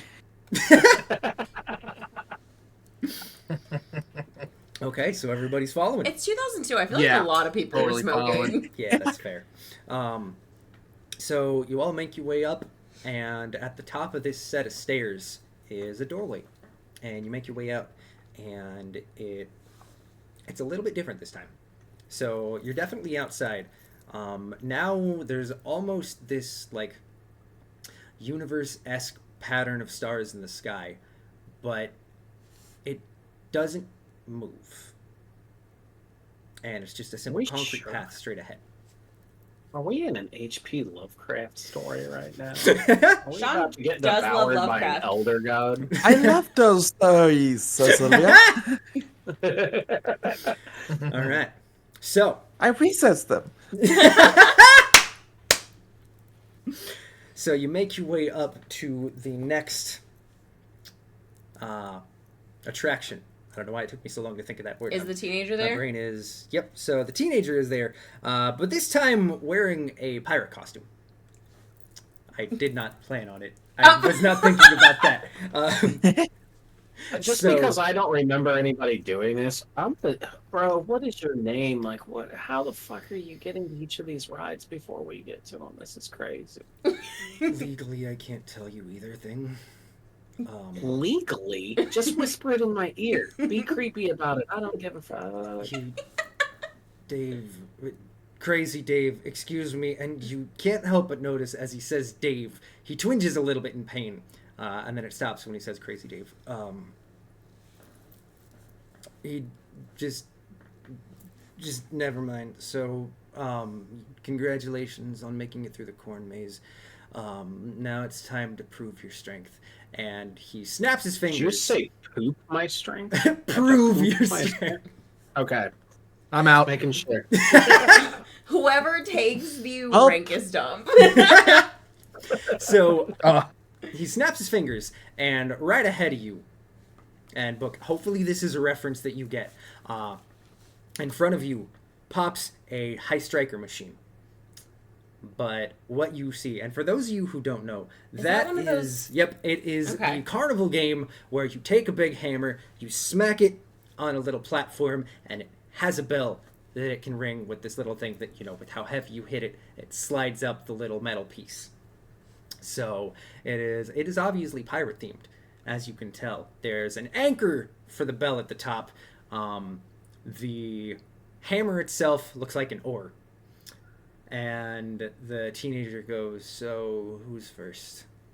I'll go. I stepped right up there. Oh. Oh. Oh. No. We rock, paper, scissors. I have. I feel like anybody's gonna do better than you, Danny D. I have an idea for it. Okay. Book, what you got? So instead of using the hammer I was giving, I'm going to use my backpack filled with some of my resets books, and I'm just going to swing it around first around my arm before I slam it down to give it more force. So we're gonna jump ahead. So Kaylee starts to step up. Danny D puts his arm in front to try and move her out of the way to make the move first. Meanwhile, Sylvia comes running up with her bag around her hand and smashes down on it, and nothing happens. And the teenager goes, "It doesn't work that way. Can you let me finish?" Okay. Go ahead. And No argument here. He goes, "Okay, so obviously you're supposed to hit it, but you need to hit it with, the mallet. In this situation, it's a paddle because Crazy Dave is crazy. I don't remember the words. Please don't hurt me. You have to declare that you're going, so say your name and then swing." And he just kind of holds the oar out. So now a little less confidently than before, I'm gonna reach out and grab it. And as I do, I'm like, "Hey, by the way, has anyone seen that creepy jerk that I walked in here with?" No, I did not see that ordinary guy. I was hoping my creepy Wow. jerk would have left. I would look over at You look over and Franklin's just going, I still love how all of you have some weird motherfucker following you around. Yeah, I was gonna ask, how come you didn't get some annoying guy to follow you around? Probably because I find all of you to be annoying. So I'm just gonna grab the oar, kind of shrug, and be like, "Whatever, that solves my problems. My name is Kaylee," and go quishqua. "Okay, go ahead and just give me a strength. Your strength isn't one of yours. So No, go ahead mine and is just give strength, me smart and weird. 1d6. Quasha. I got a 3. Okay, so you swing the mighty paddle, and you know how there's always good, great, hero, whatever bullshit terms. This one, it goes about about halfway up. Okay, better than I expected. All right, who's going next? Scallywag. All right, let me show you how it's done. Don't break your back, Danny D. So I feel like this also would fall under. I have strength, but this is also be something for me to prove, I'd imagine. Actually, that's a fair point. So let's go ahead and have you roll not only your 2d6s, but we'll have you roll for your risk factor as well. Okay. Careful with those hips and knees, they might go out. So am I using all 4 of them to see if I pass, and then is that how that works? Yes. Go ahead and And- do your 2d6s first, and then we'll roll Got your it. red dice after. That way we kind of Okay. know which ones are which. So we just use the higher number. Is that how that works? Yep, Yes, exactly. but if your Okay. red dice has a 1, it is you get a harm. Okay. So I got a 5 as my high number on my. Okay. Go Danny D, I'm statistics impressed. there, and then on my other one, I got 3 and a 4. Okay. Okay. So you swing it down, and you almost feel your back tweak, but you're able to recover just in time and smack it down. And it doesn't hit the bell, but you do make it all the way up to great right there, right underneath the bell. Who's going next? You So know I'm what? going to take that as a win and turn around and gloat a little bit. Franklin comes walking up behind you. He subtly grabs it from your hand and he just lazily swings it and he goes, Franklin! And he smacks it down and he gets it exactly to the centimeter where yours was. And he goes, hey! Just like old times, friend? I'm going to try to grab the paddle back from her and try again. And as you go to reach for the paddle, your hand goes through it. Oh. Fancy magic. I try my other hand. And in that time it works. No, and it still goes ahead through. Yeah, right. Gotta use your dominant hand. This time. I'll give it a go. All I'll right. give it a go. I'm gonna be smart about this again, though, and I'm just gonna drop the ore onto the plate. Like, I'm not gonna swing. I'm just gonna lightly drop it on there. Interesting. I'm gonna do smart. Is my thing. Okay. Oh, a 6. Let's go. Whoa. You didn't say your name. So, Oh, my name's Bartleby. and you drop it. And in the most stunning moment to everyone around you, the moment it taps that pad at the bottom, it goes flinging all the way through. The bell goes flying away. And the teenager goes, thanks. And he snaps his finger, and a fresh one reappears. What? All right. And so, Sylvia, you and James are standing next to each other as the only ones who haven't done it yet. And he looks at you and goes, so, do you want to go first, or do you want me? Like, I don't care. Try to think of a way to do this weird, because I have ways to do it smart. I am very curious. As I made sure you knew, I am very rules light. So if you can figure out a way to make that work, I will give it to you.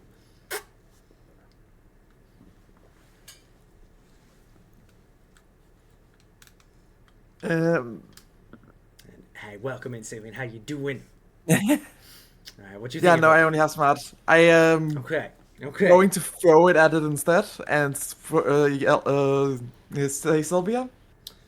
Because throw will give extra force than just if I did it normally. And just to make sure, you're throwing it at the paddle, or I mean, at like the pad on the bottom. You're not throwing it at the paddle bell.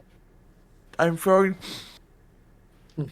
the paddle at the thing you're supposed to hit. I don't think I Okay. can hit the bell. Okay, cool. Depending on how high it Honestly, is. I feel like that is a weird one, though. You know, I'll give you the smart. So go ahead and give me a d6 on that one. 3. You got a 3.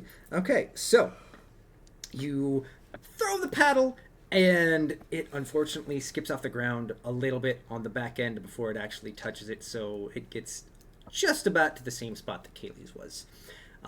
And James look at you and he goes, why? Like, I know you're a skeptic, I know, well, no, I'm the skeptic. I know you're all into the occult and stuff, but, like, you could have just swung it, right? And he picks it up off the ground, and he smacks it down, and it makes it about 3/4 of the way up. He's like a perfect midpoint between where you and Kaylee were and where Franklin and Danny D were. And the teenager looks over at you all, and he goes, okay, snaps his fingers, it disappears, and he goes, go ahead. And he points you off to keep moving forward, where once again it's still just this cosmic blackness with some all but frozen in the sky stars. Wait, so was all of that pointless? Like, dude, why are you making us do this dumb shit? And he goes, I'm not making you do anything. I can't say anything else, so please walk.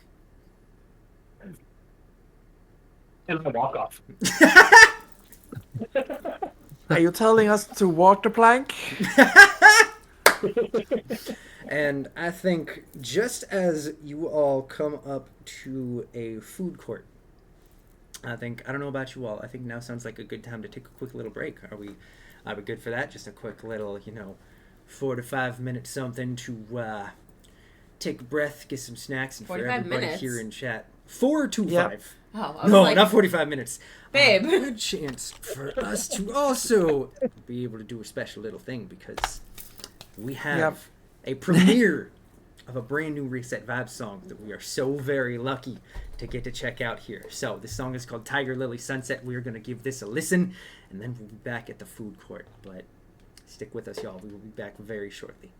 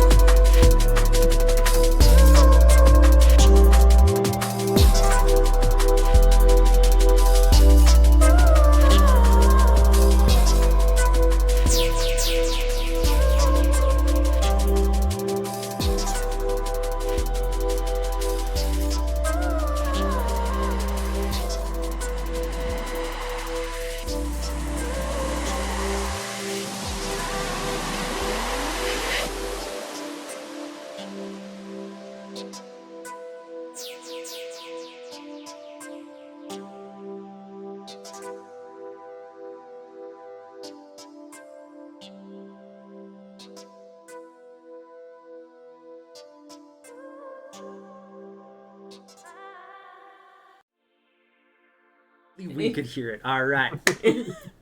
If you enjoyed that, which I sincerely hope you did that. When is it going to be going live on all streaming platforms?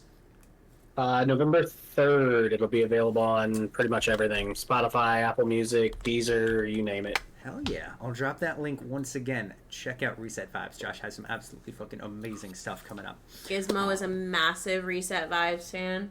It's He understandable. says you should go listen to all of his music. All of it. All right. So you all make your way up to the next port, and it is, or next part, excuse me. And it is just kind of your basic carnival food court. You know, you have funnel cakes, you have corn dogs. For whatever reason, there's a single stand that sells turkey legs because apparently Crazy Dave got a really good deal from whoever was running the Ren Fair. There's a potion stand. At a carnival? And, yep. Potion, it's drinks. The teenager is standing, like, directly behind Sylvia. And he goes, take your pick. You each get one complimentary item. Ah, you just don't have to scare me like that. He goes, I'm sorry, I forget how quiet I can be. And he just... You can feel his presence disappear, but you don't really hear where he goes. Well, I don't think I'm gonna eat anything because I don't think that any of this seems safe. And are there any benches? There is a, like, fairly traditional old wooden picnic bench smack dab in the middle of everything. I'm gonna go sit on the picnic bench. From what experience have told me, potions are always safe, so I'm going to be drinking some of those. All right. And James is going to follow you on that one. Bartleby, what are you going for? Excuse me. Hiccups. Corn dog. I got the munchies, bro. Hook me up with like 2 or 3 of those. Bet. Say the ridiculously long one where they shove a couple on the stick together and they put it all in one. Oh, hell yeah. Those are the best. At Crazy Dave's, what they're truly known for is their 6-foot-long corn dogs. That is actually just about like 10 to 12 corn dogs, depending on the weather, stacked together. Depending on the weather? Yeah, if it's cold outside, there's shrinkage. You got me, yes! All right, so it's been real, y'all. I think that's my cue to. Okay, you know what? I've been streaming for... This is my 3rd year of streaming. This is my first time making a shrinkage joke, all right? I deserve props for holding out. It's pretty good. Danny D, what you going for?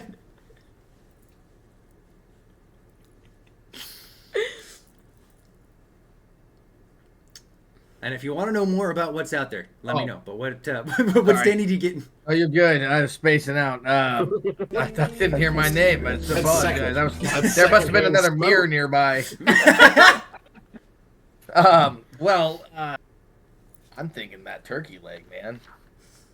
Of course he would go for the fucking turkey leg. Okay, Hell so yeah. we have Franklin. He decides he's just gonna go Wait, sit this at is the a bench. turkey neck. What is this? Franklin goes and sits down at the table. He's like, you know what? I'm watching my figure these days, so I'm not going to eat any of this. And he kind of gives you a little side-eyed wink, Danny D. I say to him, I'm sure you get plenty of that, plenty of food that you're skimming off that malt shop that you run. And he goes, hey, if you run the business, that means you got free access. So, you know, deal's a deal. And he sits down. So we'll go for Bartleby first. So Bartleby, you get a massive corn dog. It is almost impossible to actually keep it in shape. And yet somehow, almost as if some otherworldly force is holding it together. Because there's not a stick going all the way through. The stick only ends about like a quarter of the way in the first dog. So it's a traditional corn dog stick? Yep. Okay. That's fucking rad. This thing's delicious, by the way. It is truly the best corn dog you have ever had. Danny D, so you walk up and there's a very salty, hairy man standing behind the counter. And he goes, good day to you, sir. Would you like the finest of turkey legs? Of course, that's what I'm here for. Fantastic. Let me just... And he scrounges around a little bit, and it almost sounds like you hear rustling inside of a box, and he reaches and he hands it to you, and he goes, "Here, enjoy." Is it warm? Does it feel like it's fresh, like cooked and everything? No, Or is it... it is very much room temperature. You see some lint on some of the flesh that's a little bit revealed. The skin really, it almost looks like the skin has been chewed off. Does it Just look like how you get it at Ren Fair. Fun fact, he used to work at a Ren Fair. I did. It was my first job. I was a barback. Does it look like it's cooked at least? At one point, it was cooked. All right. Just been a while. You happen to have another one back there, my good man? Because this one looks a little dated. Maybe the last person's leftovers. Only one per customer, and he pulls down a wooden shutter. What? Is there any spots on it that look like it? I might be able to take a bite out of it. I'm gonna have you roll a d6 for this. Okay, here we go. And let's see here. What? That's a 1 right there. Oh! And your risk factor is too dumb to be scared, so I'm gonna actually have you roll 2 red die on this one. I got a 5 and a 6. Okay, so you try to take a bite of what looks like the one safe spot of this, and as soon as your tongue touches the flesh, you realize it is terrible, and you spit it out. Okay. And Oh God, what a waste. we'll go ahead and cut over to Sylvia. So Sylvia, there is someone wearing a warlock costume, standing in front of 3 pots. Good day to you, sir. Or madam, actually both, because you're both here. Hello, would you like potion? And James Yes. goes, was that a sentence? You know what? I think they had the right idea. I'm gonna go sit down, and he goes and sits. So Yes, please, potion. okay, would you like the red potion, the blue potion, or the purple potion? This is Zelda?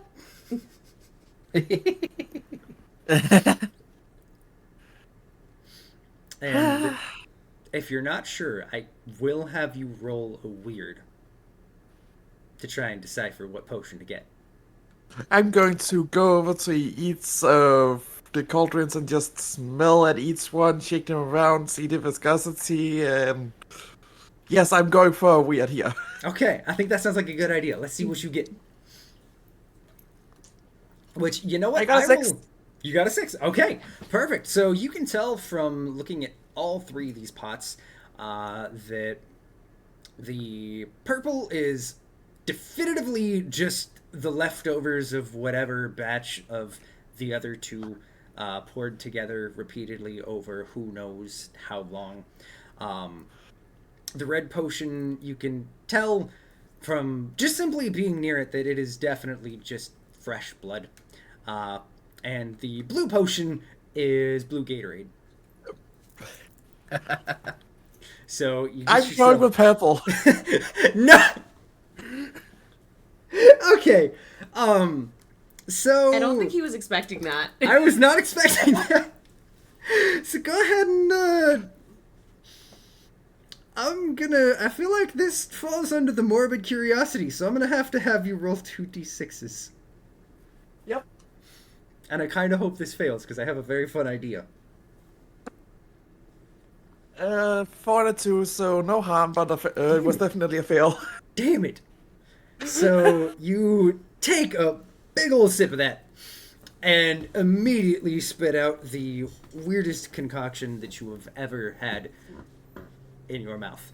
And as soon as I heard purple and mixed stuff, like, yep. So you then follow to sit over at the table, and as soon as the last person sits at the table, everything disappears around you. And you are now sitting in sets of 2 in very small paddle boats. So, Danny D, you were in a boat with James. Sylvia, you were in a boat with Bartleby. Kaylee, you were sitting in a boat with Franklin. Okay. And over the loudspeaker, you hear congratulations or whatever. As you can see, welcome to the arena. And it's just this, about the size of a hockey rink, but it's just this open ring. And what you have that you're sitting in, it is paddle boats shaped like pirate ships. You have cannons on each side. Each side has a little, essentially like all but Super Soaker style charge for it. So you have a pump and a trigger for each one. And on the far side, which fun fact, what the strength test was for was deciding just how many enemies you are we're going to have in here. On the far side of the arena, you see 2 ships, but they look very different from the ones that are on your side. They almost don't have a true visible form to them. They look like they are ghost ships. And you see 2 sets of ghost pirates, 1 in each of the 2 boats. And the teenager goes, so the Dread Pirate Roberts or whatever, he has treasure or some shit. Do I have to do this? And you hear in the background, yes! So these ghost pirates are hiding the treasure, and can I can I tell them that? No! So what you have to do is defeat the ghost pirates to get the treasure. Have fun. And you hear the sound of a gunshot, and I'll just open it up to you guys to decide what you're gonna do. So all 4 or 3. all three boats are on this side, and then there's the 2 pirate ships on the other side. There's essentially a big fountain in the middle that kind of looks like an octopus. It's not moving, it's just kind of there. And you must figure out how to defeat the ghost pirates. And we have little, like, soaker guns? Or the pirates have the soaker guns? You both do. Oh. So Oh, okay. every ship has a cannon on each side. So if you're going to try and fire it, you do have to turn it. So it is going to be having one of the sides facing whatever you're trying to shoot. Well, to be fair, my character's like 16. 16-year-olds are pretty good with super soakers. That's fair. So I'm going for the super soaker. So I'm down for just whoever wants to jump in first and try and do something. Let's see. If I remember right, the only one who has... it's Bartleby and Sylvia that are together, correct? Everyone else, you're just with an NPC. Yes. So... Yep. Do we want to start with Bartleby and Sylvia, since you guys kind of have to work together to figure out what you're going to do? Oh, yeah. I mean, I suck at shooting hard because I can't see anything right now. But if you tell me which way the boat needs to face, I'll make it happen. Oh, yeah. Turn in this direction. I'll give it a go. I'll try and turn the boat so that Sylvia can do her thing. Okay, so Bartleby, I'll have you do... remind me, yours are smart and weird, correct? Weird. Okay. Yeah, smart and weird. Are you gonna Yeah, try we are- and... Are you gonna try and describe how you're doing this in a smart way to be able to get your 2 d6s? I'm gonna hop out of the boat and actually like push it. That's a Let way. me, before I say anything, give me a roll. It'll be 2 d6s. Yeah. I rolled a 3 and a 5, so 5. Okay, so you hop out of the boat to push from the side to get it angled correctly, and very luckily, this water is only about, 3 feet deep. Comes maybe up to your belly button. So you... It's cold. My bones is getting really funny. It's just ever so slightly cold enough that you really feel it in your testes. Man, that means it's painful. So, Sylvia, you are now aimed perfectly to. We'll say that you two are on the farthest right-hand side, so you can hit the post or the ghost pirate ship on the right-hand side if you would like. Yep. And to aim, I am going to put my face directly towards the mouth of the thing and just look in the same direction. Okay. We will say Hoping there's one of those really crappy little like plastic reticles where there's just like a little circle with a couple of prongs pointing out of it that you can kind of Yep. look through to aim. Yeah, no, I'm not using that one. I'm putting my face next to the mouth of it. All right. Go ahead and I'll have you give me a weird on that one. I'll give you that. Yeah, I was kind of also hoping for more curiosity because I would potentially put my face in the danger. You know what? I like it. I like what you're thinking. Let's do it. Let's do it. You don't know what is going to shoot out of these cannons yet. No one has test fired anything. Exactly. So go ahead and So- give me 2d6s and then 2 red die. For the 2d6s, it was a 6. Okay, perfect. And And the for red my die. red dice, I got 2 1s. You've been wanting a 1 this whole fucking game, and you finally So- got it. There it is. So I So, get 2 of the dust ticked off. yep. So for those of you who don't know, so on the character sheet, essentially the health go. bar is there's a little risk factor that you go down. The first one for Sylvia is shut someone out.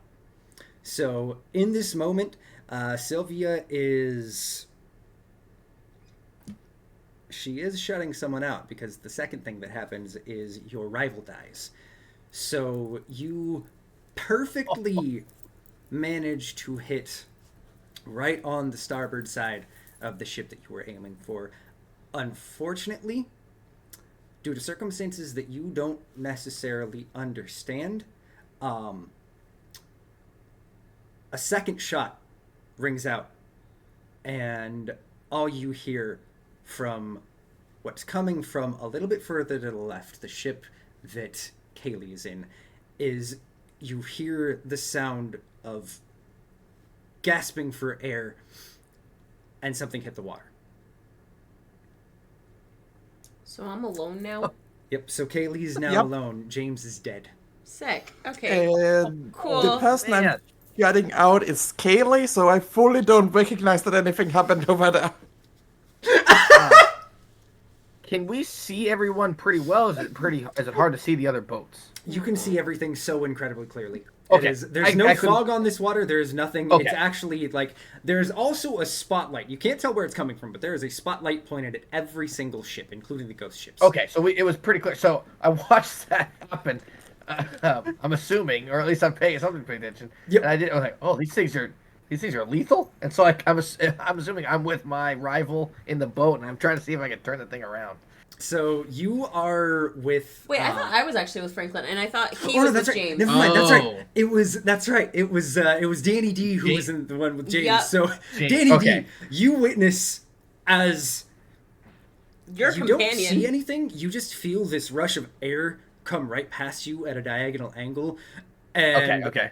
you just hear pouring of blood and a splash as James, who was Hey. sitting there next to you, falls over. So hey, James. And I'm looking like over the boat, and I'm like, and I see where it's shot from, so I'm gonna duck into the boat. So I was so excited about the idea of getting to shoot a super soaker cannon. I wasn't paying attention to anything that was happening on any of these other boats. Okay. I'm just gonna look at Franklin, who I got with me, Uh-huh. and I'm gonna be like, because we have to turn the boat, right? Yep, so Alright. you have to turn the boat to be able to aim. You can also move it closer to the Ghost Pirate ships. At this point, one of the 2 ships is down. Okay, so I'm gonna be like, we have 1 more to go. Turn the ship that way, and then get on my Frank goes, cannon. All right, I gotcha. And he also jumps out of the boat, but very unfortunately, it's a little bit deeper than the spot where Bartleby was. He was left into a false sense of security. So he's about nip level. So he's starting to shake a little bit, but he's like, I can do this. And he pushes the boat to an angle just right Okay. for you to have a nice shot at it. I don't really feel like either of these are smart or weird for me. Nope. So you're just gonna give me 1d6. I want to see what my risk factor is really quickly. That's fair. A book. I love that the first time it happens, it had to be 2. And did you actually shut That was me out, or great. did you shut so- Danny out? Because I know you shut me out initially. I shut you out. Okay. So I no fully reason? don't recognize you do anything. Are we gonna say it's essentially just that, like, almost kind of high school rivalry if it's a female of the same age? And so just There the you go. patriarchal bullshit of, gotta fight each other because women. To be fair, though, Kaylee doesn't care. That She's just sounds a like tomboy, it. so. Okay. Oh, wait, I That only sounds like an early 2000s movie. does. It definitely It does. does. And then mine is just overprotective, so I don't. You know what? I feel like it would come into play a little bit because I want to like make sure that we all kind of get out of here Okay. alive. So you're gonna roll a d6 to see if your shot is successful. 3. Okay. Okay. So unfortunately, your shot misses. And a 2, so I'm safe. You still get to roll one more red die because when you Oh. do your risk factor, it's 2. 4. We're safe. Okay. So unfortunately, your shot misses. And you also notice in that moment that as soon as you fire yours, the cannon on the other side shoots as well. Thankfully, it is pointed towards the wall, so nothing happened. Oh, okay, cool. All right. A So- little to the side, Franklin. Gotcha. All right. I don't know why we're yelling. I'm literally right next to you. Well, Because we're pirates now. Pirates yell. Arr! Arr. Cuts over to Danny D. Danny D, you were alone No. in a boat filled with blood. And how far are the boats from each other? Our So- boats. Like from each other's boats or from the ghost pirates? Yeah. No, Just from each other's boats. So there's probably about like 8 feet in between each boat. Oh, okay. It's so more they're than a not wholly wingspan. far. It's definitely. So I'm by myself. There's no like rudder or oars or anything in the boat? So it's a paddle boat. Oh, it is. Oh, I'm sorry. I missed that part. Paddle boat, okay. Unfortunately, Oh. because it is a paddle boat that does have paddles on both sides, if you're gonna control it yourself now, it's gonna be a little bit awkward because you're essentially gonna have to stand in the middle and kick Yeah, each it's of the okay. interior pedals to keep both sides moving unless Hey. you want to spin in circles. I can take care of this. I mean, this And is- let me just say, Franklin over there thinks he needs to move it and have someone else shoot. I can do both. Oh no. So So, I feel like we're gonna go ahead and have you do your 2 red die as well, because this feels like too dumb to be scared. It definitely does. and I'm probably it's probably just strong. I don't think I can still rope my hotness into this unless you know what? I'm actually gonna try to make myself look even better looking than him because he's So, soaking wet Here's in what the I'm water. gonna say. We're gonna, and this is gonna play perfectly. What we're gonna say here, I'll give you a hot, because what you're doing is you're really working on those cheeks. You're focusing to get them clapping cheeks, moving just right to pedal it in the right direction. You know, he's been really working on his jazzercise, But here's you the guys. thing that you have to accept. If you end up failing on this, this means you have an unimpressive ass. Are you willing to take this risk? Of course. So he gets 3. So that's going to be D6s. 3 d6s as well as your 2 red die. Where's Yep. Here we go. Okay. Okay. Here goes. Here goes a lot of dice. Okay. I got 6 and I got 2 and a 6 for my red die. Okay, perfect. So, Take that, Franklin.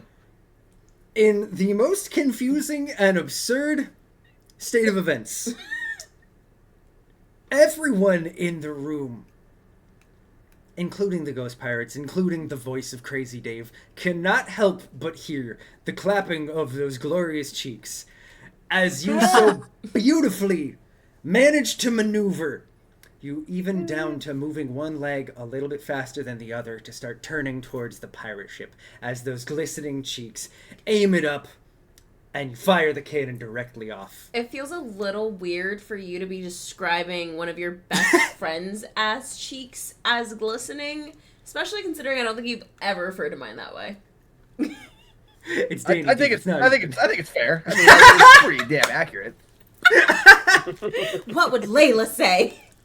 I mean, She would to be understand. fair, you haven't known Sean Okay, as she's long. she's out of the house right now. So And you manage to perfectly blow a hole through the 2 ghost pirates everything dissipates, and all that is left is just simply the 3 boats making their way across. Does anybody want to... I try not to look exhausted, but I am. I just looked down at Bartleby. Did you see that cool shot I did? I don't know.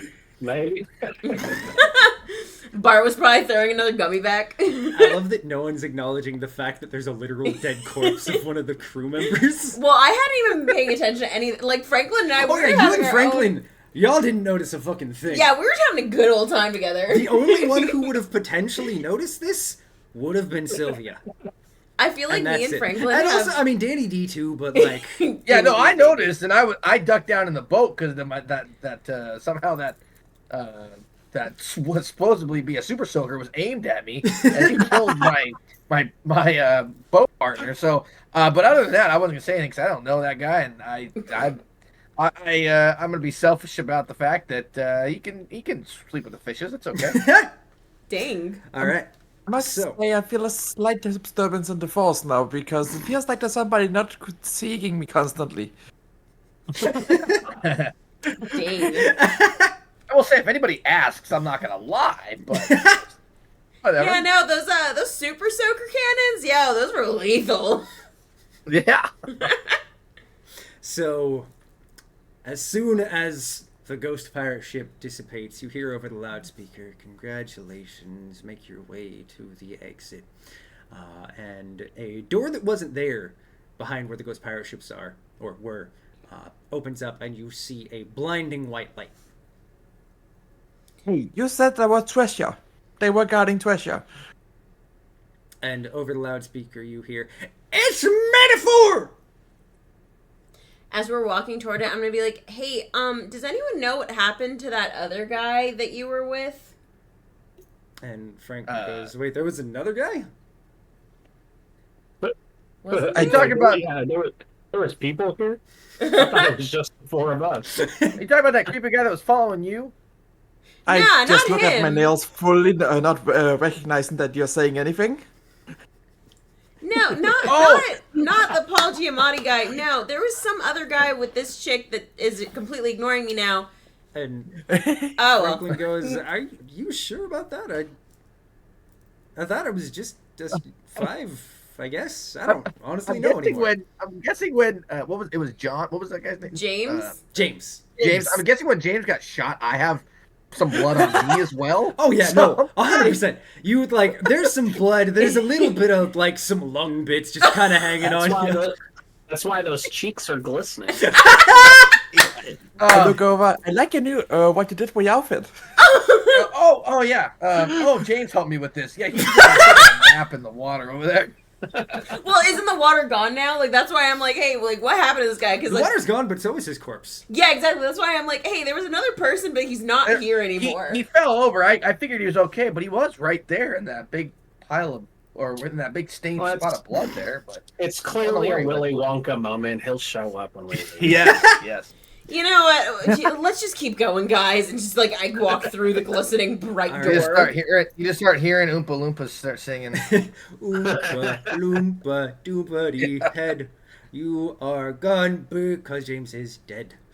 I like that on my first fail, I got a third of the way to being gone. I know, you got so know. close to just losing everything with a single roll. Alright, so you open the door, and what is ahead is, it looks a little dilapidated, but it looks like a classic, like, 3-ring circus. You have the typical pinstripe canvas walls and ceiling that's a pitch tent. You have the actual 3 rings on the ground, and in the middle of the room, you have the man that you remember from the commercial. And he goes, "Wait! You made it! You actually survived!" Yeah, Hey, look, dude. it's Like, Crackhead Gando. Yeah, it was easy. it wasn't really that bad. You sent us in a corn maze and gave us super soaker cannons. McCord! Okay, well, I gotta be honest, I wasn't expecting this. So, I have a proposition. Is Yeah, it $1 million? proposition of $1 Because million. Yeah, how about the money that you Promise said of you, $1 million. were gonna do? I know, that's great. No, but I have a better suggestion. better than $1 million? I don't think it's gonna be $2 million. $2 million? Just hear me out. I like that. $2 What million if sounds instead good. of $1 million and profit share, which that you're not supposed to know about that part. What if we had a pizza party? And in this moment, you see the teenager who has been just so incredibly just existing along the way, being lowered down from the ceiling, holding a single box. It's a very generic box. It looks like they probably just simply picked it up from somewhere and cooked up a frozen pizza. And he just very hangdog. He doesn't actually let him sit all the way on the ground. He still has him hanging in the air. But he opens up the box, and on the inside of the box, it says... I gotta remember what it actually says. Employee appreciation. And he quickly runs over. He's, wait, you're not supposed to see that yet. He scratches it out. And he goes, congratulations on beating my park. What'd you think? So I wouldn't eat the food in your weird little food court thing because it seemed really sketchy. So I'd rather money, please. So I'm like, yeah, I'll take a slice. Hold up. John, Yeah, did you really make a pizza party to the one person that you have in your tent that constantly makes weird pizza stuff? Oh god, I didn't think about that part. Oh no! Hey, I've babe, made a terrible mistake. You really don't like to think your decisions through I sometimes, really huh? don't. Alright, so we have a no from Kaylee. We have a yes from Dave. Danny. Or Danny, excuse me. Danny. Crazy Well, Dave. I mean- Dave is trying to throw himself in there to make it seem like there's more people saying yes. Yeah, he didn't yeah. build it. Sylvia, Bartleby, Yes. neither of you yes. have decided. Franklin looks at the pizza and he goes, I'm still watching my figure, so I'm going to say no. Franklin, get a slice of pie already. Can I try to convince him? Yeah, I'm going for the pizza. Okay, wait a minute. Do you... So Sylvia's going for the pizza. Ethan, did you say you were going to try and convince him? Yeah, can I convince Franklin to get a slice of pie? Yes, but I am going to have you roll 2 red die because I feel like this is too dumb to be scared. Fair. 4 and then a 2 and a 3. So. Okay. So Franklin looks and he goes, we're not in high school anymore. Danny, no. And he starts walking over towards where Kaylee is. I'm like, what are you, a baby? Sylvia, you walk over and grab a slice? Yes. Okay. And Bartleby, what are you doing? I have a question first. Yes. What brand of pizza is this? So... Is this it pineapple? I feel like it's just So, plain cheese. I was going to say, it is a plain cheese tombstone pizza. Yeah. Real stoners eat Jacks, and I ask him where my money is again. All right, so what we're going to do here is we're going to go ahead and have both Danny D and Sylvia give me a roll with however many die. Let's see. It is smart and hot, so Ethan, you're just going to give me 1d6. Okay. And Sylvia, you're going to give me 2d6 because I'll give you the weird on this. Yes. Could this also be morbid curiosity? Because I want to know what it tastes like. I was going to say, I'm going to have you also both give me your... Oh, no, Ethan. I'm going to have you give me your red die, too. That looks like that's a fail. Well, I failed, and I rolled a 1 on one of my red die. So Okay. Ooh. Sylvia, before we act out what is going to happen, let's have you tell me what you are going to be doing as well. So, I failed, and I did not roll a 1 on my wet dice. Well, good. Good. So, Sylvia, I got 2 2s. you are... really rocking the Yikes. tightrope on that one. No So, kidding. we'll start with Danny D. So, Danny, you reach and grab a slice of pizza, and in this moment, you are not able to really see nor react fast enough, and the book or not the book, excuse me, the pizza box. You see as you touch the slice that it closes down almost like a Venus flytrap, and you see sharp teeth that come down and bite clean through your hand. It's a mimic. It's a fucking mimic. And Sylvia, you thankfully were just a pace behind, so you did not get caught in the trap as well. You must say, But yay. as soon as that happens, you see Dave, and it's weird. It almost seems like the beard he had disappears, and he looks at you all, and he goes, so, guess the facade's over. You should have just taken the pizza. If you all had taken the pizza, you could have just simply become members, and you would have lived, but... If you want I us guess to we're gonna take have the to deal with this pizza, now. And I'm missing part of my hand. and as you scream, "My hand!" he snaps his finger, and an army of the same teenager that you saw all just appear out of nowhere. There's about 20 of them all around you. What's up, Lucas? And crazy, not quite so crazy anymore, Dave I mean, this seems pretty insane to me. folds his arms Yeah. and he goes, so here's what's gonna happen. You saw through my facade. The whole point of this was to make it very easy to make gullible people get trapped, so I can get back to summoning who I was trying to summon. Unfortunately, you all were too smart. Or in some situations, just smart enough. But not much more than that. So, here's how we're going to do this. You're going to very simply give yourselves up. I'm not going to make you a part of my army. We're going to sacrifice you. I will make it painless if you don't resist. And it'll be all over soon. Painless these nuts, motherfucker. And I'll open it up to you guys. Whatever you want to do. So I'm looking around for my nearest exit because I ain't going with any of this and I'm not trying to die. Okay. I'm gonna Can I roll smart? charge at Dave. Okay. So, I'm Sylvia, what about you? That way we can kind of do things in whatever order feels right. I'm gonna go up to the teenagers and say, "Hey, are you really gonna just continue doing all this hard labor for this one guy when you could get pizza if you just didn't I don't think that's how and that do works. nothing?" But okay. Bartleby, as the last one in this group who has not made a decision, what are you going to do? Man, I want to do something really stupid Please do. It and, makes it more and fun. link Bartleby to other Bartlebys. So Okay. I'm gonna giggle a little bit and we're going, that's funny. You got an army of kids. An army of me's. And I attempt to open a portal to the multiverse so that all the variants of Bartleby can come and protect us.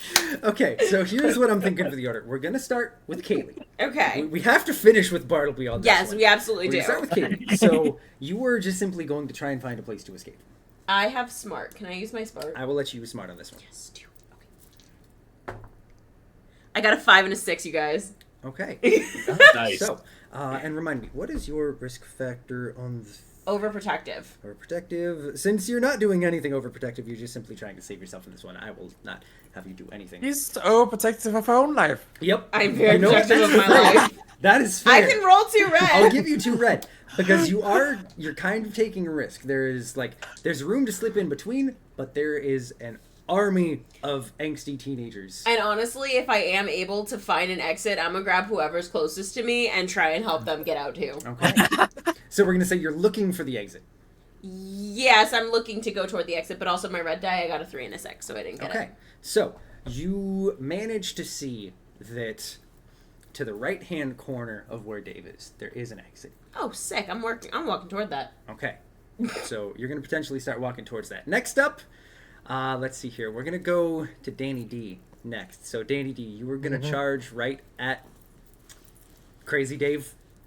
Yeah, I don't know what my thought is, but I'm missing part of my hand. So my other hand, I'm gonna try to, I don't know, knock him out or something. I'm gonna try to use my strength. All right, let's This do sounds, it. this sounds like a too stupid to be scared.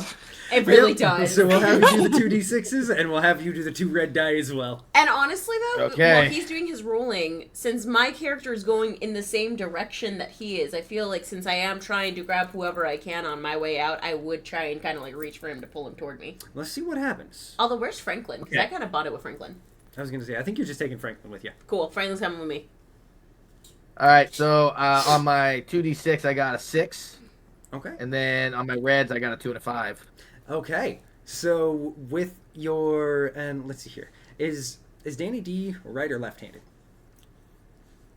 He would have been right-handed, and he would have been reaching right-handed for the pizza. Okay. So my right hand is, the better hand is missing. So in the semi-stupor state that he is in because he has lost a hand, out That's of my nowhere, throwing hand.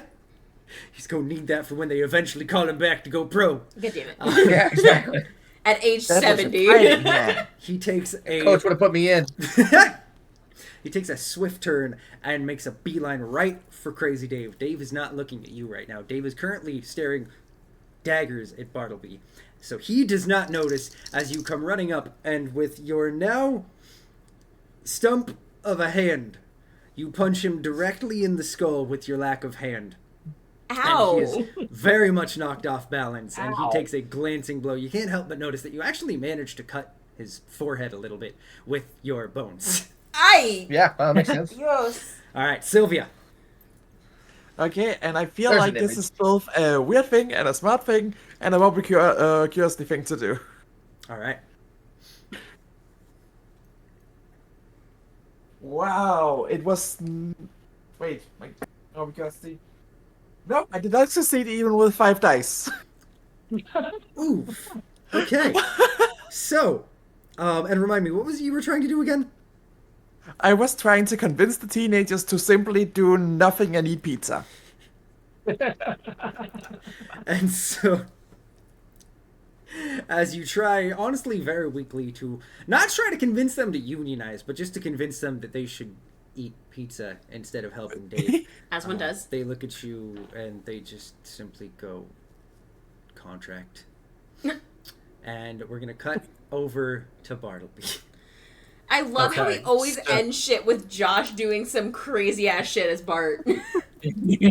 So, I make a comment. I'm going to say that this is morbid curiosity because I'm about to use an item that I've never used before and only recently became aware of, Okay. and I don't know how it's going to work.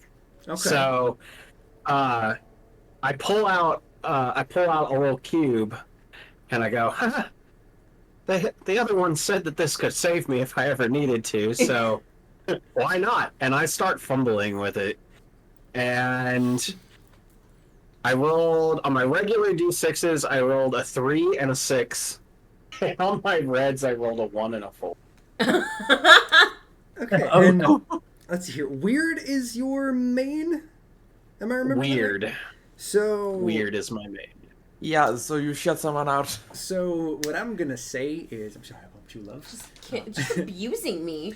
So, in this moment, you are, and describe this cube to me. Is it like a Rubik's cube? Is it more of a fidget cube? Is it just simply?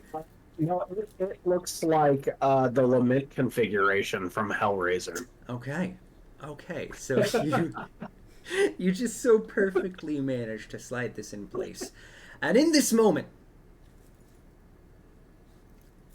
the most indescribable feeling happens as your consciousness becomes one, but also becomes many, as a barrage of about 200 Bartlebys comes appearing from a portal behind you. Of many different shapes and sizes. There are some that are animals. There's one that's literally just a walking pizza with Bartleby's face. Is Bigfoot Bart here? There is Bigfoot Bart. Bigfoot Bart has made his way over here too. God damn it. I should have known. What? And Crazy Dave, his jaw drops. and a sheer look of terror comes across his eyes. As a stream of Bartleby's just comes rushing and swarms directly on top of him. It's kind of weird. You weren't expecting this to happen, but they all roll up, they grab him, they throw him in a giant rolling paper, and they make the largest blunt you have ever seen out of Crazy Dave. Now, Bartleby. They did also throw plenty of dank cushion there. Are you going to be imbibing in the Crazy Dave blunt? Duh, who doesn't want to smoke a crackhead? What? Alright, go ahead and give me a weird. Fuck yeah. And I'm Let's going to go. have you roll some red dice just for fun. Okay. So 2 and a 1 on my regular die, 1 and a 3 on my red Oh, die. shit. Okay, so... Wait, who was his rival? So, fun fact, for those of you at home who did not know, Bartleby's rival was society. So, Bartleby runs up and he hits this blunt. But in this moment, he forgot about the fact that his consciousness was connected all but Legion-like to all of the other Bartlebys. So in this moment, he hits the blunt, and he loses track of everything that is not Bartleby. And all Bartlebys now become one. And then immediately dissipate. And Bartleby is now in essentially his own head. Until the time wears Awesome. off. I'm fucking he who remains. It's awesome. So, teenagers that were around the room actually all disappear as soon as you hear the last scream from Crazy Dave going, "Wah!" Can I I have- inhale the smoke that was Crazy Dave that comes out of Bartleby? Also do Sure. have a question Sure. about the logistics of this, just for my own sheer curiosity. Which end of Crazy Dave did you start with? The head or the feet? I mean, clearly you gotta burn the feet first, right? Okay, That's the I was worst just curious. I was curious where we started here. All right. Bet. Did I make it out the door, by the way? Me and Franklin? Yeah, you and Franklin made it out just fine. Sick. You guys are chill. Apparently, you don't want to hit the Crazy Dave. No! Franklin and I want to go home. Danny D, are you going to be taking a hit off of this? No, I feel like as soon as I smacked the guy in the head and then saw what Bartleby was summoning, I was like, "Oh, I'm out," and so I started running, cradling my. You followed nub us? and followed you guys. Now- yeah. I did grab him, so we're I good. have a follow-up question for you. Did you try to get your hand back from the pizza box? Nope. I didn't even think of that as Okay. an option. I just wanted payback for missing my limb or my appendage, and so I smacked him or punched him, whatever you want to see, and then I just took off. It was kind of like a. Okay. I think Franklin and I were taking him to the hospital. That's fair. They're just running off to the hospital. So I want Sylvia, to grab the pizza box as proof of what has happened here as well. Okay, so I'm gonna have you give me 2 rolls because you were gonna be. First of all, you were gonna be inhaling the smoke, correct? Yep. You were gonna essentially be taking a hit off the Crazy Dave. Yep. All right, go ahead and give me 2 weird, and we will definitely be having morbid curiosity in that one. I feel like that's 2 morbid curiosities, though. One for I got a grabbing the success. pizza box, Okay, we got a success. The smoking. and one for the smoking. Okay, awesome. So you managed to take a hit, and honestly, it's a pretty average high. There's not really much to it. I'm more used to psychedelics myself. It helps expand the mind when you're looking for occult stuff. That's fair. That is very fair. Bartleby's just on a different level, so this one just managed to hit him transcendently because there were so many other Bartlebys in that same moment. Yeah. Checks out. You take your hit off of Crazy Dave as Pizza Bartleby hands you the giant blunt, and he points you over to the box, and he's like, You wanna take that? Yeah, it'd be nice proof to have, so that I can prove James wrong. That occult things do exist. And, By the way, where is James? and Pizza Bartleby in that moment goes, I don't fucking know, man. I'm too high. So go ahead and give me another 2d6 for weird, plus the risk factor for trying to take the mimic pizza box as proof. So it's a success, but I get hurt. Okay, so let's see here. And yes, it is literally I just get hurt. Okay, so as what will be the last thing that happens before we wrap this up, Wait. go over. Since I failed 2 morbid curiosities, doesn't that technically mean that society is gone? Society Yes. died. Kind I of. fucking killed society. Bartleby, why? I feel like, hang on. Can I make a suggestion? Yes. Okay, because he killed society as his rival. However, he also opened the portal to the multiverse to all of the other universes with Bartleby.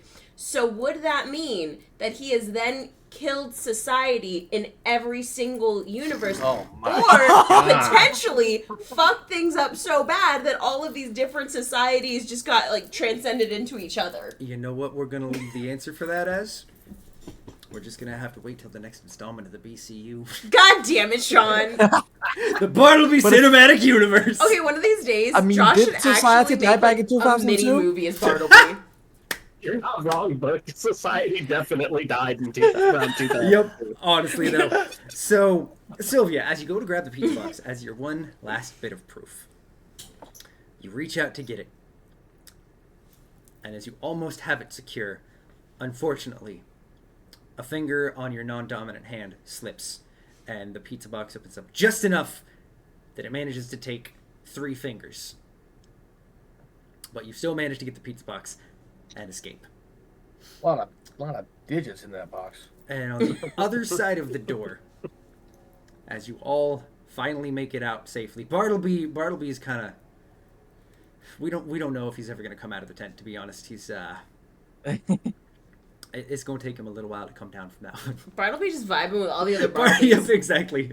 Society Yeah, we're died, just and then vibing. Bartleby is just simply vibing with all Bartlebys forever. Why do I now. feel like it's just gonna be a Bartleby orgy? Yes, question. When all the Bartleby's became one, was that masturbation? I mean, to be fair, this takes it back to the conversation of if it's sex with yourself or a clone of yourself, is it masturbation or is it sex? I'm never escaping this question, apparently. Nope. I mean, it's whatever. I'm just enjoying it. That's the most Oh, what Josh you will. answer I've ever heard. Who's gonna know what I love more other than other versions of me? Your cat. Fucking That is kid. true. I mean, he's kinky as fuck. Too. The society of Bartleby's also die? It's a good question. Yeah, do the other Bartlebys count as society? I mean, so far, all the Bartlebys have pretty much hated other people that Yeah. they're around. That's Also, Do you know so when we're going to get the answer to that? The next installment of the BCU. In Bartleby's Avengers Endgame.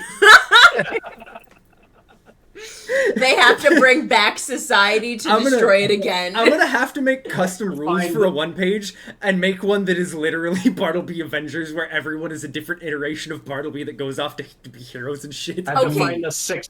I gotta find the 6 strains to destroy the multiverse. Okay, but I feel like if we ever did something like that, Josh would have to give everybody a Bartleby character sheet. Oh, absolutely. No, Josh would be deciding on the Bartlebys. So, as It's you just- all... Was that book? There's one Bartleby with a shield saying, Bartleby's assemble. I feel like Josh would have to be the one to do it. This is going to happen at some point. It has to now. We just have a fucking... We have a 1-page session that is just like different boxes of Josh, and he just pops into different sections of a room to have conversations with himself. I'm down. Let's do it. So, you all, on your own, make your way out. Danny D following behind Kaylee and Franklin. Franklin. Franklin. Soon as Unfortunately. they hear you behind them. Probably. Are you screaming in pain, or are you trying to hide the fact that you just lost your hand? Let's say I'm trying to hide the fact, but I'm probably got tears coming down and or some whimpering going on. He But did I'm punch trying someone my with his bare bone. Yeah, no, he Yeah, did I literally did. like I- stump punch someone. If I didn't already have pain in my nub, it's got to be throbbing. I feel like it's gonna have an infection. Yeah, the least of my concerns is probably the infection, to be honest. No, because if the infection might cause you to lose the whole friggin' arm. No, Yeah. because I might be less attractive now. You'd be less attractive with a whole arm missing than just a hand. So Franklin looks Yeah, over but- at you and he goes,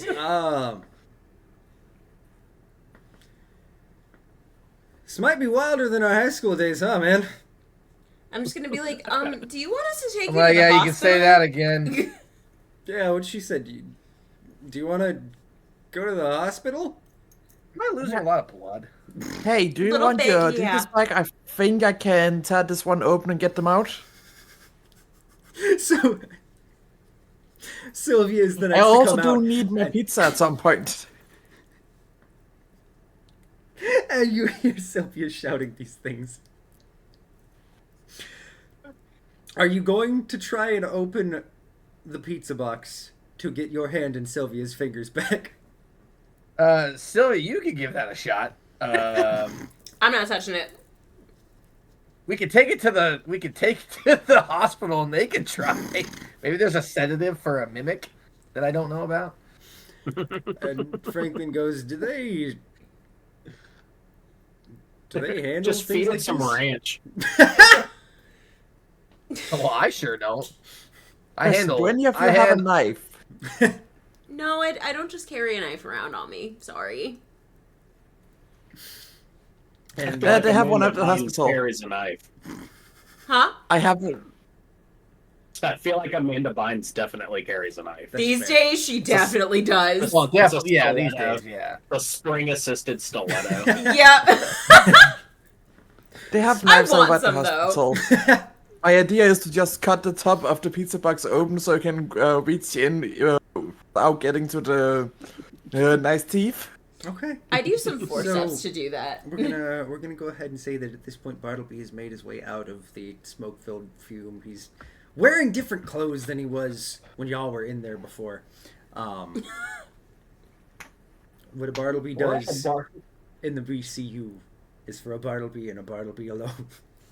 What happens in the BCU stays in the BCU. Apparently. And so Franklin's like, all right, so a road trip to the hospital. Let's do it. And don't you forget about me. Starts playing in the background as you guys start walking off into the sunset. Wrong decade. Hooray! It still counts. It still counts. And as you all walk away, you can't help but be reminded of the fact that, at least if you cared enough, the teenager who could now finally utter his name, now that he's no longer under the curse of Dave, was simply known as Steve. And he was still unfortunately hanging from those rafters to this day. Poor Steve. Steve Dave, that's awesome. Oh, yeah. We never helped him down, huh? Oh, well. Hey, Ain't going man. back. I was just trying to survive, okay? Honestly, though. Yeah. End scene. That was lovely, my love. I wasn't expecting multiple lost hands. I also wasn't expecting for this to be almost 3 hours. I know. Yeah. I was hoping I'd have more failures. Hey, y'all, To you be fair, remember? we said Same. shenanigans, and your original plan was an hour, knowing damn well who was going to be a part of this. And see, there were two things that I had to cut out. We were going to have a tilt-a-whirl that had an octopus in the middle that was going to smack you like a literal, actual, live, like, giant mechanical octopus. I'm You'd curious. have to try and slay. And what's that? Well, no, finish what you were saying. Oh god, what was the other thing? Oh yeah, I was gonna do essentially like a Mario Kart style bumper cars too. Oh, okay. That I'm would have been curious, though. fun. Whatever Throw happened to real Paul mushrooms with Giamatti? everybody. So Yeah. I'll go. That's a Yeah. mystery for another Who's time. taking No, in reality, in reality, Paul was the scarecrow. What? Paul is forever stuck in the maze because he took a wrong turn at one point and he got taken by the scarecrow. So he is now forever there in that maze. Good. Awesome. Fuck Paul He had a Giamatti sideways circa moment. 2002. But not actually Paul Giamatti. I was going to say that's Right, Paul I was with an saying, O. again, it was Paul with an O and a G and an X and a Y. The X was silent. Oh, Yeah, there's silent letters. There's not even a P beginning with Paul. It's like a W. it's a PH. The H is silent. It's a PH. Yeah. Paul, if you will. Well, I don't know about Shaw. That was fun, but I That was fucking great. tired. That was awesome. I enjoyed it. We Enjoyed it. had That was a very awesome. long day. This will definitely not be the last one we do with these. But again, big thank you to each and every one of you for coming and hanging with us. I'm going to drop the link to Josh in chat. I know you are not currently, I don't know if you plan on coming back to streaming, but just in case, make sure you are following Book, which I am following Book. Okay, good. Make sure Am I you go follow Book as well. I thank you for joining. Genuinely, thank you to each and every one of you for coming and hanging out and joining. I hope you all enjoyed. I at least plan on this being a fun little holiday something where we do some holiday themed something. Like, I know the next one we're doing is going to be around Christmas. This man was out here like, oh, maybe we'll see if we could do one for Thanksgiving. I was like, babe, that would be 3 months in a row of this. That is a lot. Let's not. It's fun, but it's a lot. But big thank you, Ethan, Book, Josh, for coming and doing this. Same to you, love. That was an absolute fucking blast. I hope you guys enjoyed. We're not going to do the usual outro here. I think we are just going to dip. I will be back on Tuesday. We're going to be streaming on YouTube, not over here. So if you are not already pointlessly shilling for myself because, you know, internet and shit, make sure you're subbed. That way you can come hang with us over there when we play Amanda the Adventurer. Otherwise, we'll be back on Thursday. I still need to figure out what we're doing because we finished Signalis faster than I was expecting. Sean actually Also- finished a game on time. Early, you I finished guys. the game Early. Go. By the way, Tall everyone, dude. it's not just words. Also, It's not just just words. I was surprised, but I Sean's didn't know how it was going. There's so some I fun it was really like, shots oh, as you're done. well. Book, you were the best. just a quick Book reminder out here to being the best hype, Book. just a reminder as well that Tiger Lily Sunset, the song that Josh premiered Yes. here today, is going to hopefully be released on all platforms on November the 3rd. 9 days before my birthday. There's going to be some other amazing stuff coming out from Reset Vibes as well. Make sure you check out his stuff on whatever your listening platform is. You are going to love everything that is coming out. The new album that he's working on, we have not had a single hint to either, which I am so very excited to see what it ends up being. But thank you all so very much for coming out again, or coming and hanging out. I can't words. Sean, do struggle with words. I do. I have also. It's been a long day. It has been a I was very going to long say day. my day started 12 hours ago. Oh, so that's why there's study mode. Yup.